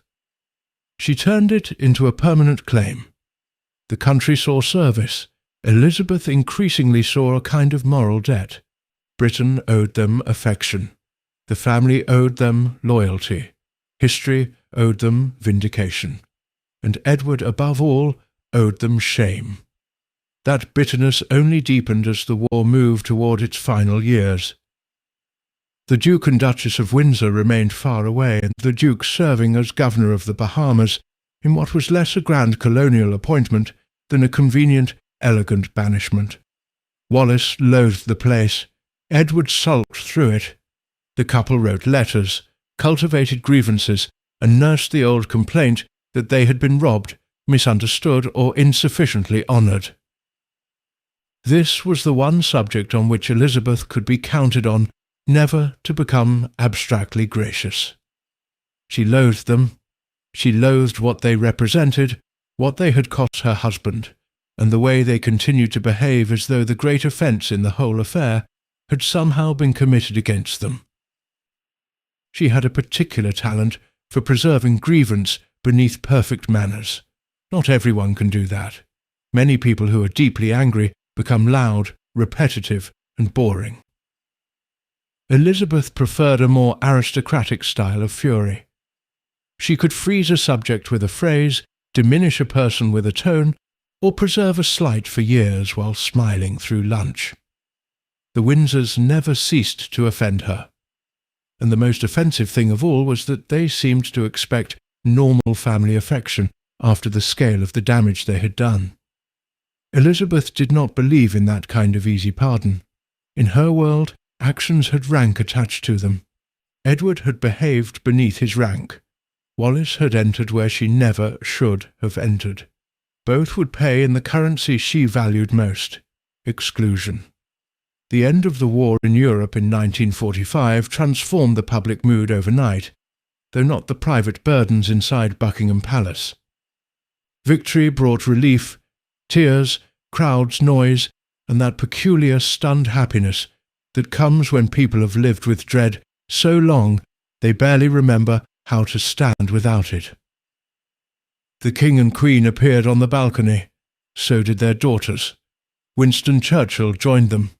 The cheering below was not merely political or patriotic. It was emotional release aimed at every face that had come to symbolize endurance. And yet inside the royal family, victory was not pure rest. George VI had worked himself hard through the war years. The strain had not improved his health. Elizabeth, who had been so effective in the conditions of emergency, now faced a peacetime challenge she liked rather less. War simplifies things. It tells everyone where to stand. It casts duty in dramatic light. It forgives grandeur because fear makes symbols useful. Peace is less flattering. It invites criticism, budget questions, social change, and the rude democratic habit of wondering why some families should still have so many footmen. Britain after the war was tired, poorer, and in no mood to admire idle splendour for its own sake. There were shortages, rationing, bomb damage, national debt, grief that did not vanish just because church bells rang, and a powerful appetite for rebuilding society on fairer terms. The 1945 Labour victory made that mood unmistakable. Clement Attlee was not a man of theatrical grandeur. He did not need to be. He represented a political turn toward welfare, housing, nationalisation, and the plain notion that a country held together through war ought to be made decent for ordinary people in peace. Elizabeth was never going to feel naturally at home in that atmosphere. She respected duty, seriousness, and national cohesion. She did not much care for levelling. She belonged to a world that thought hierarchy civilizing. She could be perfectly courteous to Labour ministers, but one senses that courtesy doing a great deal of work. The old deference was thinning. The royal family had survived the war magnificently in symbolic terms, but now the question became more awkward. What exactly was a monarchy for in a Britain where people wanted houses, jobs, pensions, and the future rather than more shining carriages and inherited hauteur? Elizabeth's answer was not to retreat from display, it was to refine it. She believed deeply that the monarchy must remain visible, ceremonial and beautiful, because without those qualities it would collapse into mere administration. A king who looked like a bank manager was no use to anyone. She was probably right about that. The problem was that beauty cost money, and she did not have the soul of an economizer. Even in an age of austerity, she liked standards maintained. Fine surroundings, good service, proper entertaining, flowers, food, polished silver, graceful rooms, and staffs large enough to make life run smoothly were not in her mind decadent extras. They were part of what made monarchy monarchy. This is where her wartime halo and her lifelong appetite for comfort sat in the same body, occasionally rubbing against each other like hidden blades.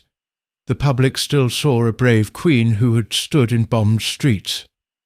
At home she remained a woman of very expensive tastes. She was not vulgar about money. Vulgarity requires a certain consciousness of money as money. Elizabeth often seemed to experience luxury as atmosphere, the natural condition for important people.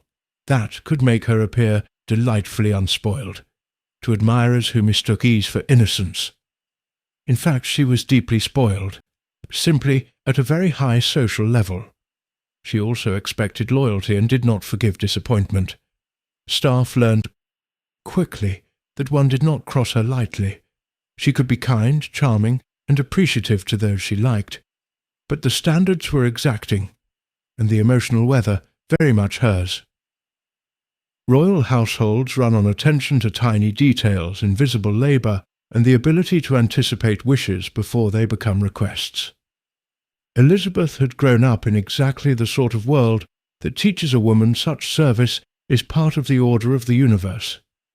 She could be warm to servants and still think of them entirely as servants. Affection and hierarchy were never contradictory in her mind. Meanwhile, her daughters were no longer children in the simple nursery sense. Princess Elizabeth had grown into a serious, composed young woman, dutiful almost to a fault, and unmistakably marked by the knowledge that she was destined for the throne unless her parents somehow produced a son, which by this stage nobody seriously expected. Princess Margaret, by contrast, was beautiful, lively, quick, funny, and more inclined to test the edges of whatever room she entered. Their mother loved both, but not in identical ways. With the elder daughter she shared a language of duty. Princess Elizabeth could be counted on to behave, to endure, to listen, to submit to routine, to understand that the family did not exist merely for its own pleasure. That predictability soothed her mother. It also allowed a certain emotional distance because reliability can encourage parents to lean without noticing they are leaning. Margaret was another matter. Margaret was the sort of child, and later the sort of young woman, who turns every family weakness into a mirror. She was affectionate and difficult, funny and sharp, glamorous and troublesome, spoiled in the ordinary princess way, and then some. Elizabeth enjoyed sparkle at the dinner table. She liked it less when it threatened order. The dynamic between the two sisters fascinated people around them long before it became public folklore.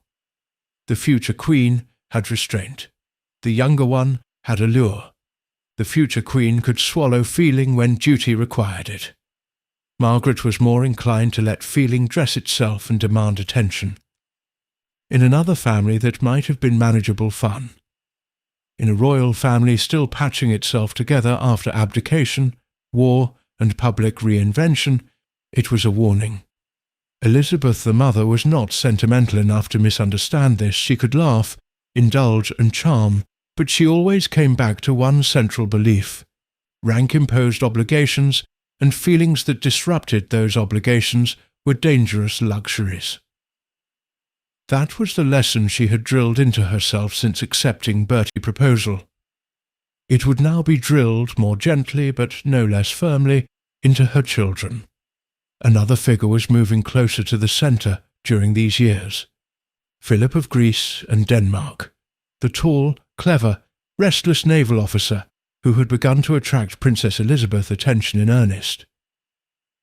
If Bertie had once needed to be steadied into kingship, Philip would present the family with almost the opposite challenge.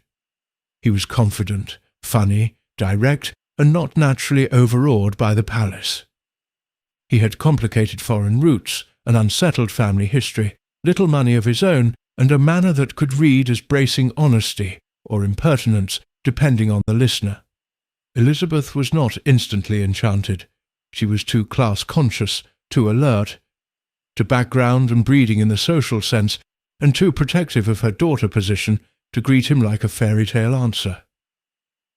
His sisters had married German princes. His family was scattered, dramatic, and continental in ways that made British royal nerves twitch after the war. He could also seem rough-edged beside the polished caution of the court. But Princess Elizabeth was determined, and for once the daughter who usually embodied duty had found an emotional desire she would not easily surrender. This put the Queen in an awkward position. She prized obedience and understood the danger of thwarted royal romance, perhaps more than most, given what Edward had already done to the family. At the same time, she did not enjoy the idea of her heiress attaching herself to a young man who might be judged unsuitable in certain drawing rooms and uncomfortably modern in certain palace corridors. There was also the personal matter. Mothers who have built themselves into the emotional centre of a household do not always welcome the arrival of a son-in-law who may rearrange the balance. Still, the young princess waited. Philip adapted, and over time the match became accepted. Even so, the process revealed something telling about Elizabeth. She liked to be the one who softened a difficult truth into social acceptability. She did not like having difficult truths arrive from outside and demand acceptance on their own terms. Philip would be tolerated, shaped, and absorbed, but not without resistance. There was another problem running beneath all these family questions. The king's health was deteriorating. George VI had never been robust, and the years of strain, smoking, and relentless effort had taken their toll. Elizabeth saw it before the public did. He tired more easily. He looked older than his years. There was a fragility about him that no amount of crisp uniforms or set expressions could completely conceal. For a woman whose whole adult power rested in part on being necessary to a dependent husband, this was terrifying in several directions at once. She loved him, truly. She also needed him. His presence fixed her role. His weakness gave her purpose. If he disappeared too soon, she would not merely grieve. She would have to reinvent herself. That possibility was still off stage enough not to dominate. Not every day, but it hovered. Perhaps that is one reason she clung so hard to the patterns she knew. the right entertainments, the right manners, the right tone, the right hierarchies, the right exclusions. If one cannot control mortality, one can at least control seating plans, access, style and memory. Elizabeth excelled at all of these. Her treatment of the Windsors remained icy. On the rare occasions when contact became unavoidable, she never forgot the rank she believed they had forfeited. Wallis especially was to be denied the comfort of full belonging. It was not enough that the couple live abroad, not enough that they remain socially suspect, not enough that history had already marked Edward as the king who quit. Elizabeth wanted the social and emotional verdict maintained. She wanted no softening into family legend, no romantic rehabilitation over cocktails, no drawing-room sigh about how dreadfully complicated it all had been. In her mind it had not been complicated at all. A man had failed. A woman had abetted the failure. Bertie and she had carried the burden. End of story. That certainty helped make her formidable, but it also revealed the limits of her generosity. Elizabeth could be endlessly charming to strangers and deeply ungenerous to those who had once crossed the line. She drew. The public saw the first quality far more often than the second. This suited her perfectly. In the later 1940s, the monarchy began adjusting to a world in which its future clearly belonged to the young Princess Elizabeth and the man she intended to marry. The wedding in 1947 became a national event of huge emotional importance, a glamorous ceremony in a drab age, a white satin vision in a country still living with ration books. The bride's gown itself required clothing coupons, which was a lovely symbolic gesture, even if the realities of royal privilege remained far from ordinary. People wanted a fairy tale after war. The family gave them one. Elizabeth the Queen understood that powerfully. Weddings, christenings, balcony appearances, births, jubilees, funerals, all the great family rites were not ornamental clutter. They were how monarchy renewed its emotional contract with the nation. She had always known this in instinctive social terms. By now she knew it in her bones. The danger was that she also came to believe that what served the institution also validated her own tastes. If grandeur had public use, then grandeur could hardly be selfish. It is a very convenient argument for anyone who enjoys grandeur. As her daughter marriage settled and the royal family moved into the uneasy balance of post-war Britain, Elizabeth seemed in some ways at the height of her powers. She was admired, experienced, publicly beloved, and now the matriarchal centre of a dynasty that had survived scandal and war and was preparing for renewal. Yet under that success lay a set of habits that would only grow stronger with time. She hated surrender. She hated being contradicted by people she considered lesser. She liked comfort very much indeed. She could be astonishingly generous in manner and surprisingly ungenerous in judgment.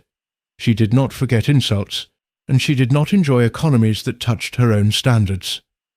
Above all, she had begun to feel that her life of burden entitled her to certain indulgences and certain loyalties forever. That is what happens sometimes when people perform courage for long enough. They cease to think of it as one quality among many, and begin to treat it as a crown inside the crown.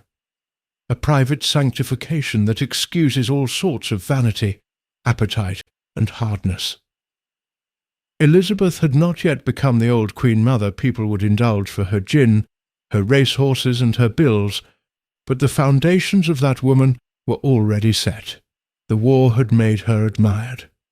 Post-war Britain was about to discover what happened when admiration met entitlement and never once thought to say no.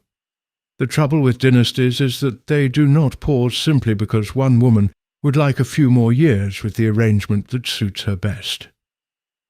By the late 1940s, Queen Elizabeth had built a life in which almost every important current ran through her. The king depended on her emotionally and socially. The public adored her.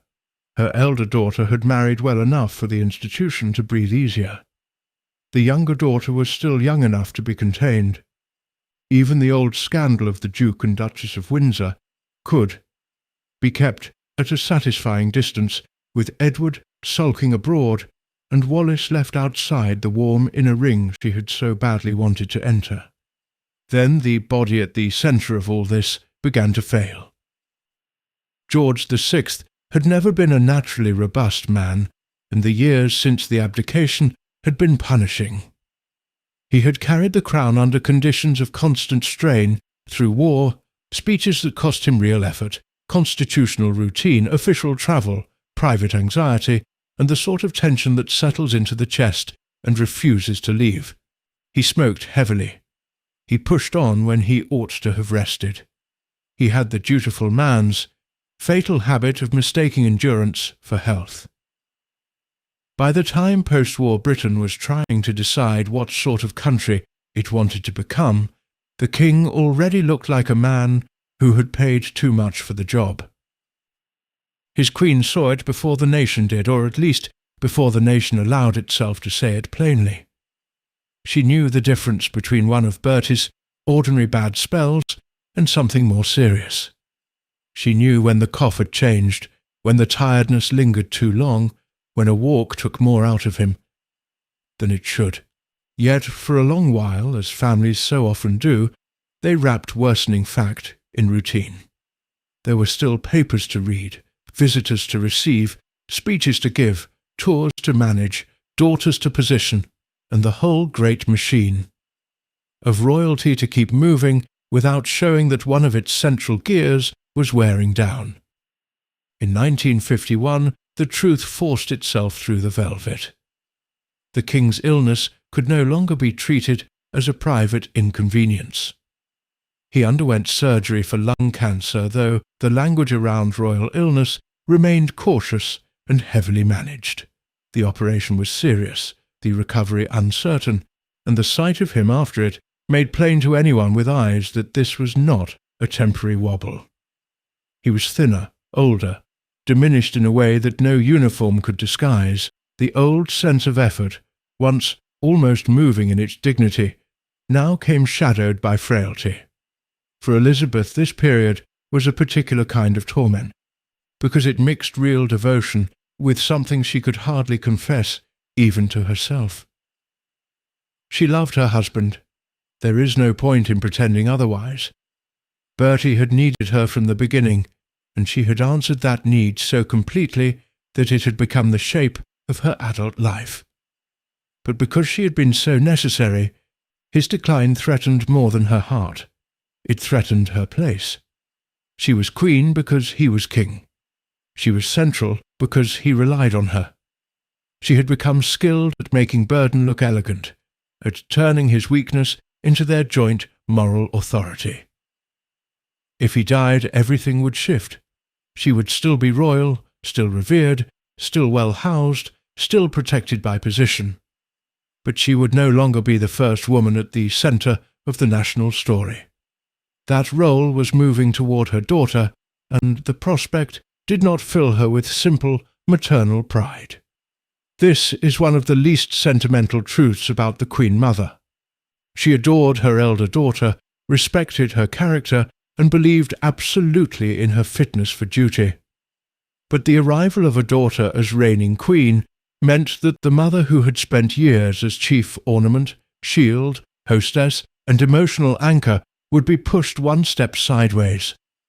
Many women might accept that with graceful inevitability. Elizabeth did not enjoy graceful diminishment. She could perform it if she had to. Enjoy it, never. The young Princess Elizabeth, now a wife and mother herself, was already being drawn deeper into state business because her father's condition demanded it. She and Philip undertook engagements, represented the crown abroad, and increasingly stood in for what the king could not comfortably do. The family, outwardly united, was quietly shifting shape before everyone's eyes. The old queen did not miss that. She knew history was moving forward with the usual cruel indifference to private preference. Princess Margaret, meanwhile, had ripened into exactly the sort of royal problem her mother had always half expected and half feared. She was beautiful, captivating, funny, spoilt, and much more inclined than her sister to live by feeling. She liked admiration, sparkle, and social ease.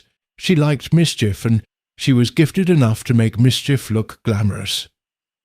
During the war and after it, one figure had become particularly important in the family household. Group Captain Peter Townsend, a decorated officer, equerry to the king, handsome in a grave way, and many years older than Margaret. He was married when their closeness began to attract notice, and though the emotional details remained delicate to pin down in the earlier stage, by the time his marriage ended and the king's health was failing, the attachment between Margaret and Townsend had become the sort of thing that makes every corridor in a palace feel suddenly overlit. Elizabeth did not care for it. That is putting the matter politely. In Margaret she saw the dangerous pull of emotion against rule, the very pattern that had already thrown the family into disaster once before. Peter Townsend was not Wallis Simpson, of course. He was no American social adventuress with a trail of scandal. He was respectable, dutiful, and personally admirable in many ways, but he was divorced, and that single fact set off every alarm in a family still haunted by 1936. The Queen had spent years building a moral story in which her household stood for duty and sacrifice, while Edward and Wallis stood for appetite and selfishness. She was not about to let a daughter blur those lines if she could help it. That did not mean she raged in public or made a vulgar display of opposition. Elizabeth preferred softer, deadlier methods. She could delay, chill, redirect, invoke standards, and above all remind everyone of the difference between private wish and public obligation. She had lived on that difference. She expected her children to live on it too. Then, in February 1952, the arrangement she had clung to finally broke. The king died at Sandringham in the early hours of the morning, aged only 56. It is one of the odd brutalities of royal life that death and succession happen in the same breath. George VI was gone, and even before the family could properly absorb the loss, Princess Elizabeth had become Queen Elizabeth II.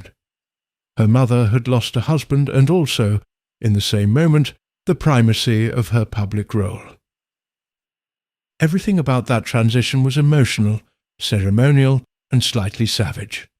The new queen was far away in Kenya when the news reached her. She returned home transformed not by any inner revelation but by the terrible, administrative speed of monarchy. She had left as a daughter. She came back as sovereign. For her mother, grief was mixed with immediate repositioning. She was no longer queen consort. She was dowager queen, in effect, though the court would soon settle on the style that would define the rest of her life. Queen Elizabeth, the Queen Mother. The title itself was a masterpiece of monarchical improvisation, designed to avoid confusion between two Queen Elizabeths while preserving dignity. It also happened to give the older woman something she valued dearly: distinctness. The widowed queen faced her husband's death with real sorrow. She had shared a deep and peculiar marriage with him, one built on affection, dependence, common purpose, and the endless joint management of his frailties. His death left a genuine personal emptiness. But it would be very unlike Elizabeth not to convert grief into role as quickly as possible. She withdrew for a time to Scotland, to the familiar, emotional shelter of old places and family landscapes, but she did not remain secluded in some private fog for long. That was not her style. She mourned, yes, but she also reinvented. And what a reinvention it was. Many widows shrink. Many widows become shadows attached to memory. Elizabeth instead acquired a new kind of freedom. As queen consort, she had been bound tightly to a nervous husband, and the daily machinery of formal monarchy. As Queen Mother she was still vastly important, but no longer burdened by the constitutional centre. She no longer had to be the first support beam, holding the king's emotional roof in place. Her daughter now carried the crown. That meant Elizabeth could become something else: the cherished elder, the keeper of memory, the national matriarch, the surviving link to wartime courage, and quite usefully, a woman allowed indulgences that might have looked less charming in a reigning queen. She leaned into this role with all the instinct of a born performer who has been handed a new costume at exactly the right moment.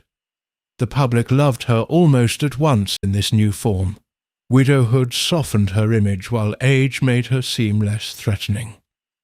The smile that had once steadied bombed London now carried nostalgia. She seemed to embody continuity not merely through the institution, but through personal history. She remembered the old kings, the old houses, the war, the abdication, the vanished world before television fully flattened everything. She became the monarchy grandmother, though in private she was never as simple as the image suggested. There was also the question of money, and here the more selfish side of her character began to show with unusual clarity. Elizabeth had expensive tastes all her life. Widowhood did not inspire thrift. In fact, freed from the everyday constraints of reigning duty, she developed an even more visible appetite for comfort, entertaining, racing, country houses, staff, hospitality, travel, and all the rich upholstery of high aristocratic life. She loved racehorses with sincere enthusiasm. She loved good food, good company, and the gracious excesses of a world she considered civilized. She could be funny about these preferences, which helped enormously. A lavish old lady is easier to forgive when she can make you laugh. But behind the charm lay real extravagance. She also had a habit of overspending and drifting into debts that polite society preferred not to discuss too loudly. Bills accumulated. Household costs mounted. The style of life she considered proper was not a modest one. Because she was so beloved and because her image remained wrapped in wartime virtue, much of this was cushioned by family arrangements and the reluctance of the establishment to expose royal untidiness too directly. Still, the contrast was striking. The woman publicly adored as plucky and reassuring could privately treat money with the airy confidence of someone who had never really believed consequences were meant for her. This is where spoiled childhood met old age and found itself still uncorrected. Elizabeth did not think in mean little ways. She was not a vulgar grabber. She simply expected comfort, service, and elegance to continue around her like weather. If those things cost a great deal, well, important institutions cost money, did they not? One can almost hear the pearls settling more firmly at the neckline. Her relationship with the new queen was affectionate, close in many respects, and quietly complicated. The daughter had always been dutiful, self-controlled, and deeply respectful of parental authority. The mother had always been formidable, now the daughter was sovereign. That would alter any family, but in theirs it did so under the pressure of rank, ritual, and constant public observation. The Queen Mother offered advice, memory, and emotional support. She also carried enormous symbolic weight in her own right. The younger queen respected her, leaned on her at times, and no doubt found her comfortingly experienced. Yet one suspects there were moments when that very experience felt heavy. Elizabeth II had to establish herself as monarch while living in the shadow of a mother who was not only beloved, but professionally accomplished at making monarchy seem warm. Then there was Philip, and with him an entirely different sort of tension. The Duke of Edinburgh was not built to float gently inside a maternal fog. He was intelligent, brisk, modern, in instinct, impatient with fluff, and not naturally inclined to treat old court habits as holy relics. The Queen Mother, for her part, had a genius for preserving exactly those habits. She could charm him, spar with him, and accept him as her daughter's husband, but there were differences of style and instinct that never vanished. Philip represented energy, reforming impulse, and a certain rough candour. She represented memory, ceremony, and the old magical idea that some things were done because they had always been done beautifully. Was one of the more delicious undercurrents of the early 1950s is the way the Queen Mother positioned herself as both support and standard. She was available to the new Queen in moments of uncertainty, but she also embodied a particular version of monarchy that could make everyone else seem a little less polished by comparison. She had lived through the test of war. She had been half of the great wartime royal pairing. She had style, confidence, and a public instinct sharpened by decades. Younger figures around the throne, including Philip, inevitably had to navigate the fact that the old lady in the fine hats was not merely decorative. She knew where everybody was buried socially, speaking if not literally, and she was not above using memory as quiet authority. The Peter Townsend matter now burst more openly into view and became one of the first major emotional crises of the new reign. Princess Margaret wanted him. The newspapers, after a telltale gesture, caught by photographers and much excited speculation, wanted the story. The government, the palace, and the church all wanted caution. The Queen Mother wanted order restored before the whole ugly issue began to resemble another abdication with better cheekbones. Her position was shaped by more than abstract morality. She genuinely believed monarchy could not afford to wander again into a romantic tangle involving divorce and public defiance. She also disliked the thought of Margaret, with all her volatility, marrying in a way that might destabilize the carefully rebuilt family image. Margaret was the glamorous sister, the emotional one, the princess who seemed to belong naturally to cocktails, laughter, and late hours rather than constitutional restraint. Elizabeth loved her, but she trusted her less than she trusted the Queen. That difference mattered now. Townsend was sent abroad to Brussels in what looked very much like one of those elegant removals at which the palace excelled. Officially there were duties. Unofficially, distance was useful.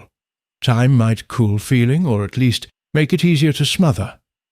The Queen Mother almost certainly approved that logic.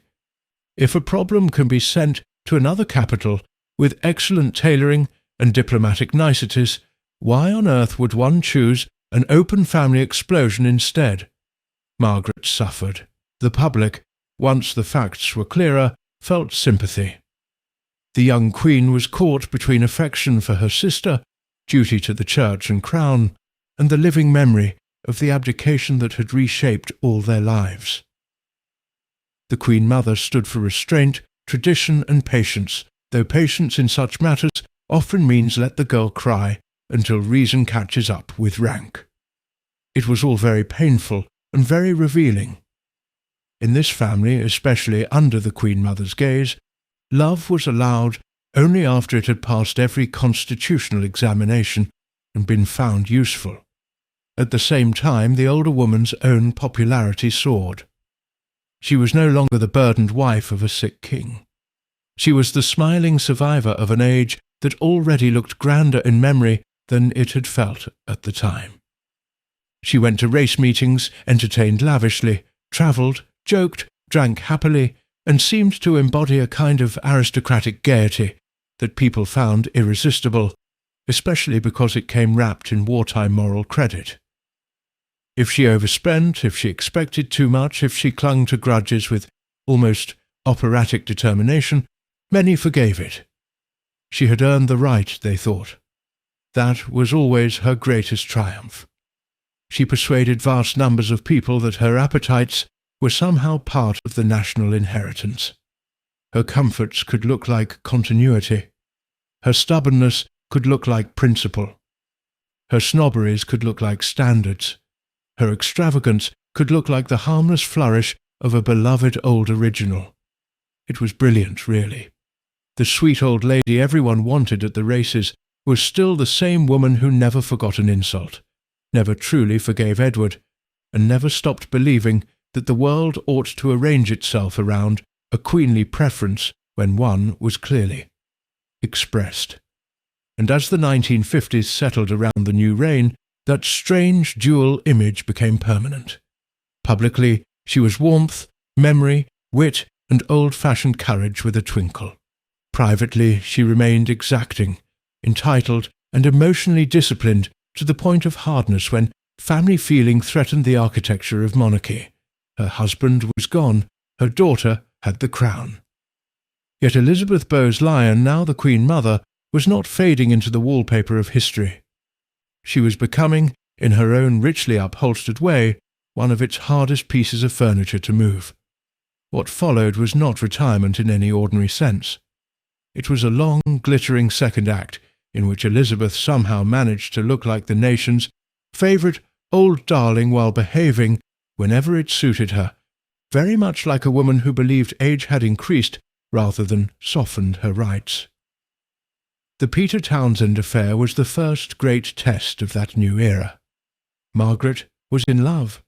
The newspapers could smell it, and the family knew exactly how dangerous such a story could become. The older generation had lived through one romantic rebellion already, and Elizabeth had no intention of watching a younger, prettier version of the same humiliation march back through the front gates. The circumstances were different, but to her mind the emotional principle was not. A princess who put private desire above the structure of monarchy did not merely make a personal mistake. She threatened the whole, carefully rebuilt house. Margaret, poor and glittering Margaret, could never understand why her pain failed to receive the same tenderness that strangers received at hospital bedsides and bomb sites. Her mother could be exquisitely kind to the wounded, the bereaved, the nervous, and the humble, yet curiously unyielding when her own daughters brought her emotional chaos. That was one of the Queen Mother's strangest contradictions. Public suffering called forth her charm. Private inconvenience called forth her discipline. She did not scream or storm, she did something more effective. She let the machinery of delay, caution, ecclesiastical anxiety, government concern, and family gravity do its work. Peter Townsend remained kept at a distance, useful distance, diplomatic distance, the kind of distance courts always call temporary, until time itself becomes the answer. Margaret was urged to wait, to think, to consider her position. Waiting in royal language often means being slowly trained to surrender. The Queen Mother knew this perfectly well. She had accepted sacrifice as the price of her own life. She expected the same bargain from her children, especially the child least inclined to offer it. By 1955, Margaret publicly announced that she would not marry Townsend. The statement was dignified, dutiful, and quietly heartbreaking. She accepted the teachings of the Church, the requirements of her position, and the burden of renunciation. It was exactly the kind of ending the palace could live with, though not exactly the kind a young woman recovers from without scars. The Queen Mother must have felt relief, certainly, but also vindication. Once again the monarchy had demanded feeling, pride in be folded away, and once again feeling had been made to kneel. There is a certain cruelty in families that worship duty. They seldom think of themselves as cruel. They think of themselves as strong. Margaret never entirely forgave the forces that had cornered her, and those forces included her mother. Whatever loving phrases later covered the fact, the Queen Mother did not break her daughter's heart with her own hands, but she stood loyally beside the system that did. It is a distinction without much comfort. Margaret went on to marry Anthony Armstrong Jones in 1960, a dazzling and in many ways unsuitable choice who became Earl of Snowdon. At first it all looked modern, glamorous, and daring enough to give the monarchy a little fashionable lift. Snowdon was creative, worldly, clever, and not remotely shaped by old court stiffness.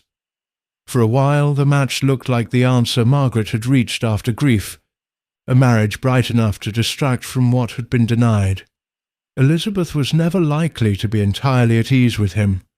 She could be charming to bohemian talent when it arrived well-dressed and useful, but she trusted steadiness more than brilliance, convention more than experiment, and ancestry more than novelty.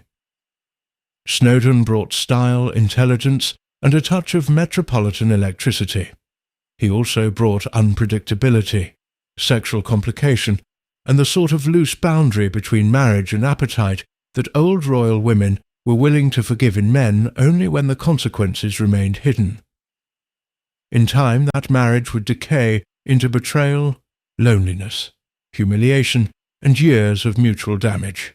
The Queen Mother, who had once helped enforce duty on Margaret, could not save her from the much uglier suffering that followed obedience. There is something almost grimly poetic in that. Meanwhile, Elizabeth herself flourished. Widowhood suited her more than anyone had a right to say aloud.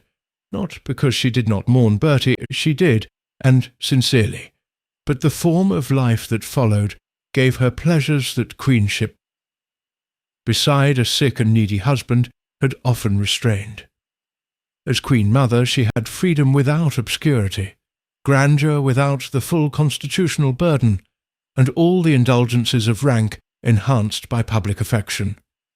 She could keep her own households, entertain as she pleased, go racing, travel, and cultivate the image of an old-world survivor who somehow made extravagance look like national character. She adored horse racing with real passion. This was not one of those royal hobbies adopted for rural charm and dropped after luncheon. She loved bloodstock, form, breeding, the rhythm of the season, the thrill of a winner, the social current running through race meetings, and the whole delicious blend of competition and spectacle. Her success as an owner gave her genuine pleasure. She could be sharp, knowledgeable, and wonderfully alive on the subject. It also fit her perfectly. Racing offered pageantry, rank, luck, gossip, and the possibility of triumph in public, which were really the elements she enjoyed most in life. She bought the Castle of May in the far north of Scotland in 1952 and restored it with loving determination, creating for herself a private kingdom within the larger one. It was picturesque, remote, and deeply suited to her taste for old stone, old stories, and private comfort on an elegant scale. If Birkhall and Clarence House reflected other shades of royal life, the Castle of May reflected something especially revealing in her. She liked refuge, but only the kind of refuge that still came with staff, flowers, silver, and views worth admiring through proper windows. Even solitude in her hands had standards. Her spending became the sort of thing people discussed carefully with lowered voices and indulgent laughter. It was not that she bought vulgar novelties or behaved like a bad actress with a new salary. It was more aristocratic than that. She kept large households. She entertained extensively. She maintained expensive tastes in food, wine, furnishings, horses, travel, and service. Debts accumulated. Overdrafts appeared. Bills needed smoothing over. The family covered much of what polite society preferred not to call a problem, and the public mostly let the old wartime halo blur the sharper outlines. That halo was one of the great protections of her life. The woman who had stood in bombed streets was allowed indulgences that would have looked appalling on a younger or less beloved figure. A charming old lady with a gin in hand is one thing, a woman living far beyond ordinary means while the country modernizes around her is another. Elizabeth managed to present the second as though it were merely the first in a prettier hat. She also never stopped being socially exacting. Age did not mellow her standards. If anything, it freed them. She remained class-conscious in that almost effortless way certain aristocrats mistake for common sense. She preferred the well-born, the well-mannered, the properly turned out, the socially literate, the people who knew how to move through a room without crashing into the invisible furniture of rank. She could be delightful to those she approved of, and withering in ways almost too elegant to quote toward those she did not. The Duke and Duchess of Windsor remained in the outer darkness of her affections.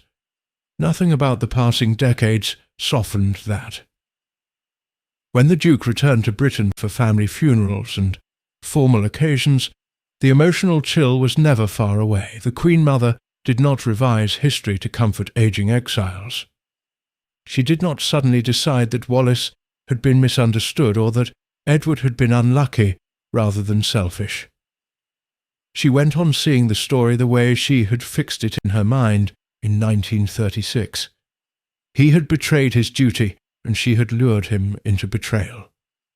The fact that age, illness, and disappointment had reduced them to a more pathetic pair did not particularly move her.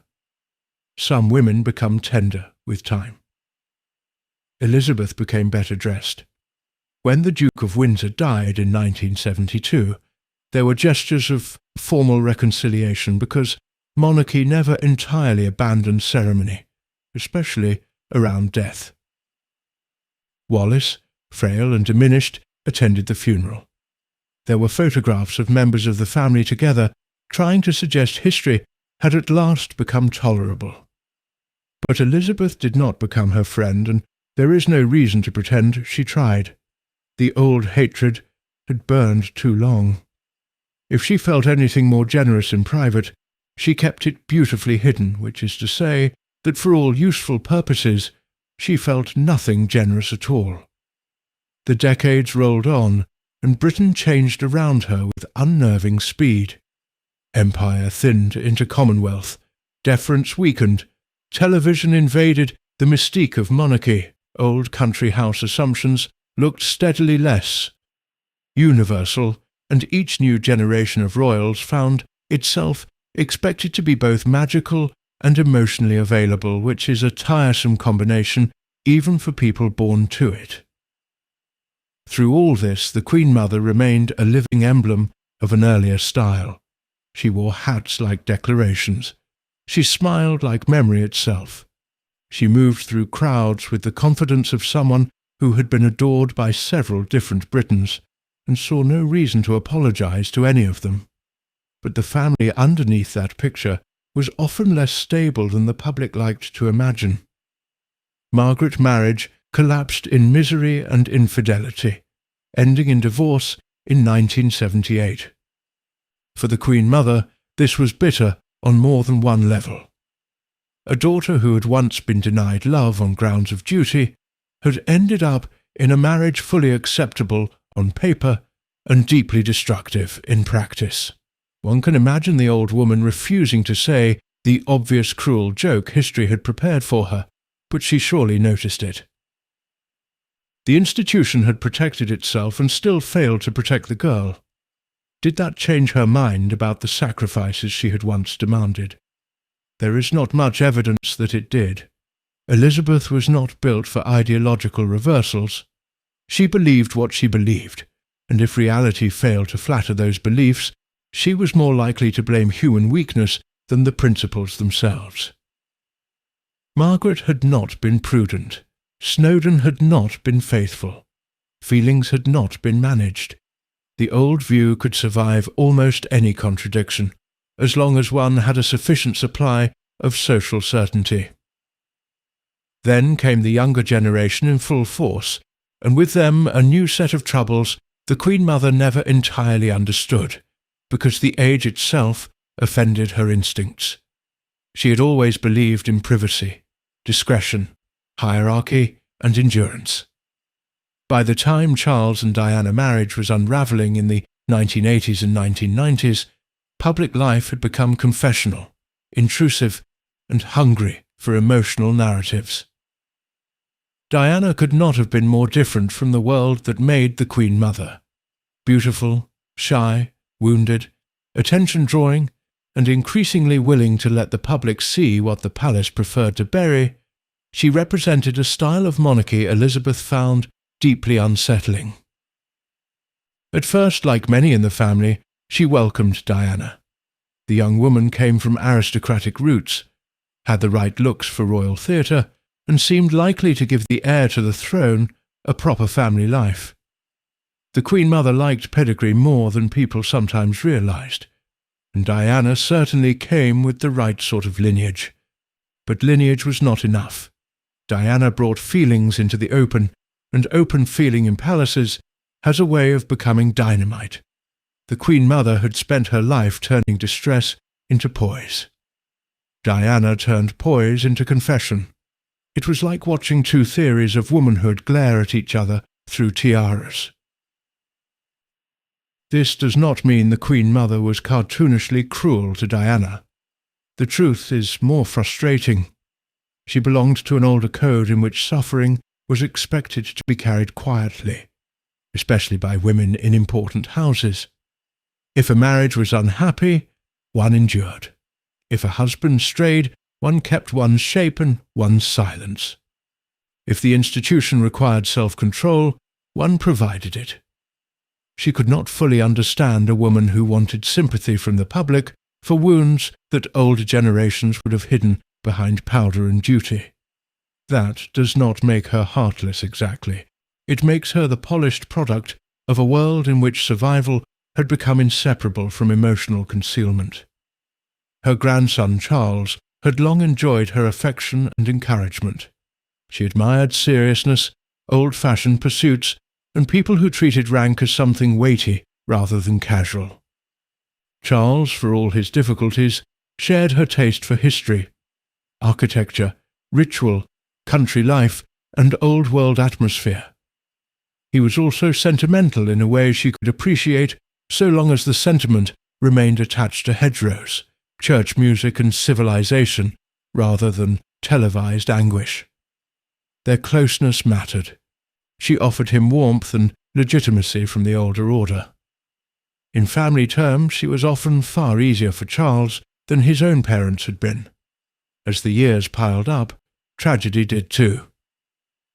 Margaret's health failed after strokes and chronic illness. The Queen Mother herself suffered losses, operations, falls, and the slow indignities of great age, yet she remained astonishingly visible. There was something almost defiant in her survival. She went on appearing at commemorations, race meetings, public events, and family rites, tiny and smiling, wrapped in colour and memory.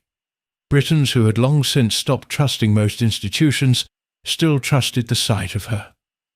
She had become less a person to them than a national relic that somehow kept waving.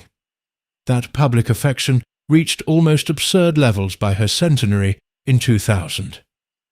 The idea of the Queen Mother turning 100 was too perfect for sentimental Britain to resist. Here she was, born under Queen Victoria, still smiling into the age of mobile telephones and tabloids, still associated with wartime courage, old houses, and an England many people suspected had never quite existed except in her presence. The celebration was enormous. Crowds adored her. Tributes poured in. The image hardened further into legend. And yet the private reality remained more textured, more difficult, and in some ways more revealing. She still cost a fortune, she still preferred luxury, she still carried grudges, she still expected consideration. She was still capable of social frost, sharp enough to crack crystal. The immense popularity did not so much change her as confirm her lifelong belief that the world had been right to make room for her preferences. Then 2002 arrived with cruel speed. In February, Princess Margaret died, after years of decline. The loss shook the Queen Mother deeply. Whatever their tensions, Margaret had been the dazzling younger daughter, the funny one, the troublesome one, the child whose pain had always sat at an angle to royal order. The death was a genuine blow, and it came when the old woman herself was already visibly frail. Within weeks, on March 30th, 2002, the Queen Mother died in her sleep at Royal Lodge, aged 101. The country responded with the sort of emotion reserved for figures who have ceased to belong to their own biographies and entered national mythology. The lying in state drew vast crowds. The funeral was steeped in memory. It was not only Elizabeth Bowes-Lyon being buried, it was the embalmed idea of wartime monarchy, of stiff upper lips dressed as warmth, of old aristocratic confidence softened into grandmotherly charm, of a Britain that liked its grandeur, smiling, and its pain well-mannered. And that is where the story becomes most interesting, because myth always tidies what life has left deliciously untidy. The popular version of the Queen Mother is easy to understand. She was brave in war, she steadied a shy king, she gave the monarchy a human face. She loved horses, flowers, Scotland, and a good lunch.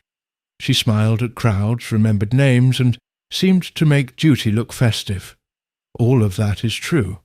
What is also true is that she was spoiled from childhood and never meaningfully cured of it. She liked luxury not as an occasional treat, but as a natural climate.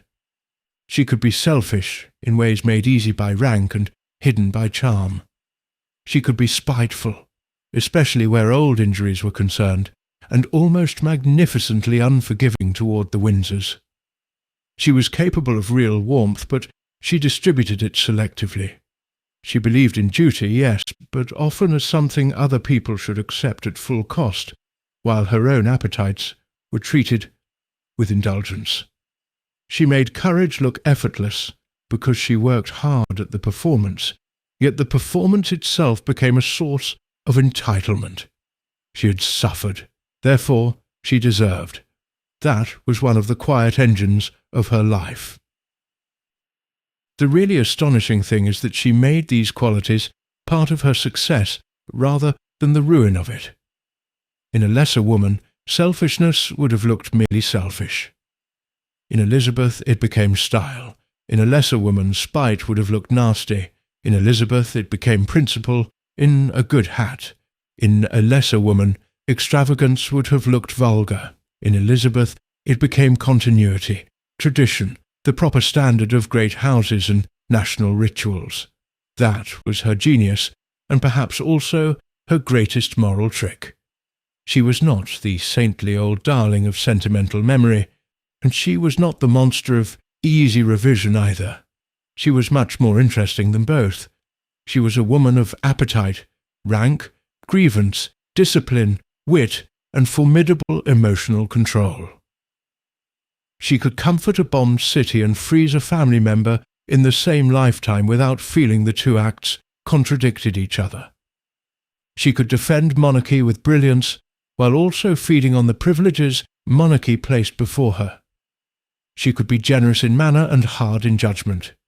She could seem soft while being made almost entirely of nerve. That smile people remembered first was never the whole truth. It was the velvet cover on a piece of iron furniture, polished daily, arranged beautifully, and never moved without a struggle.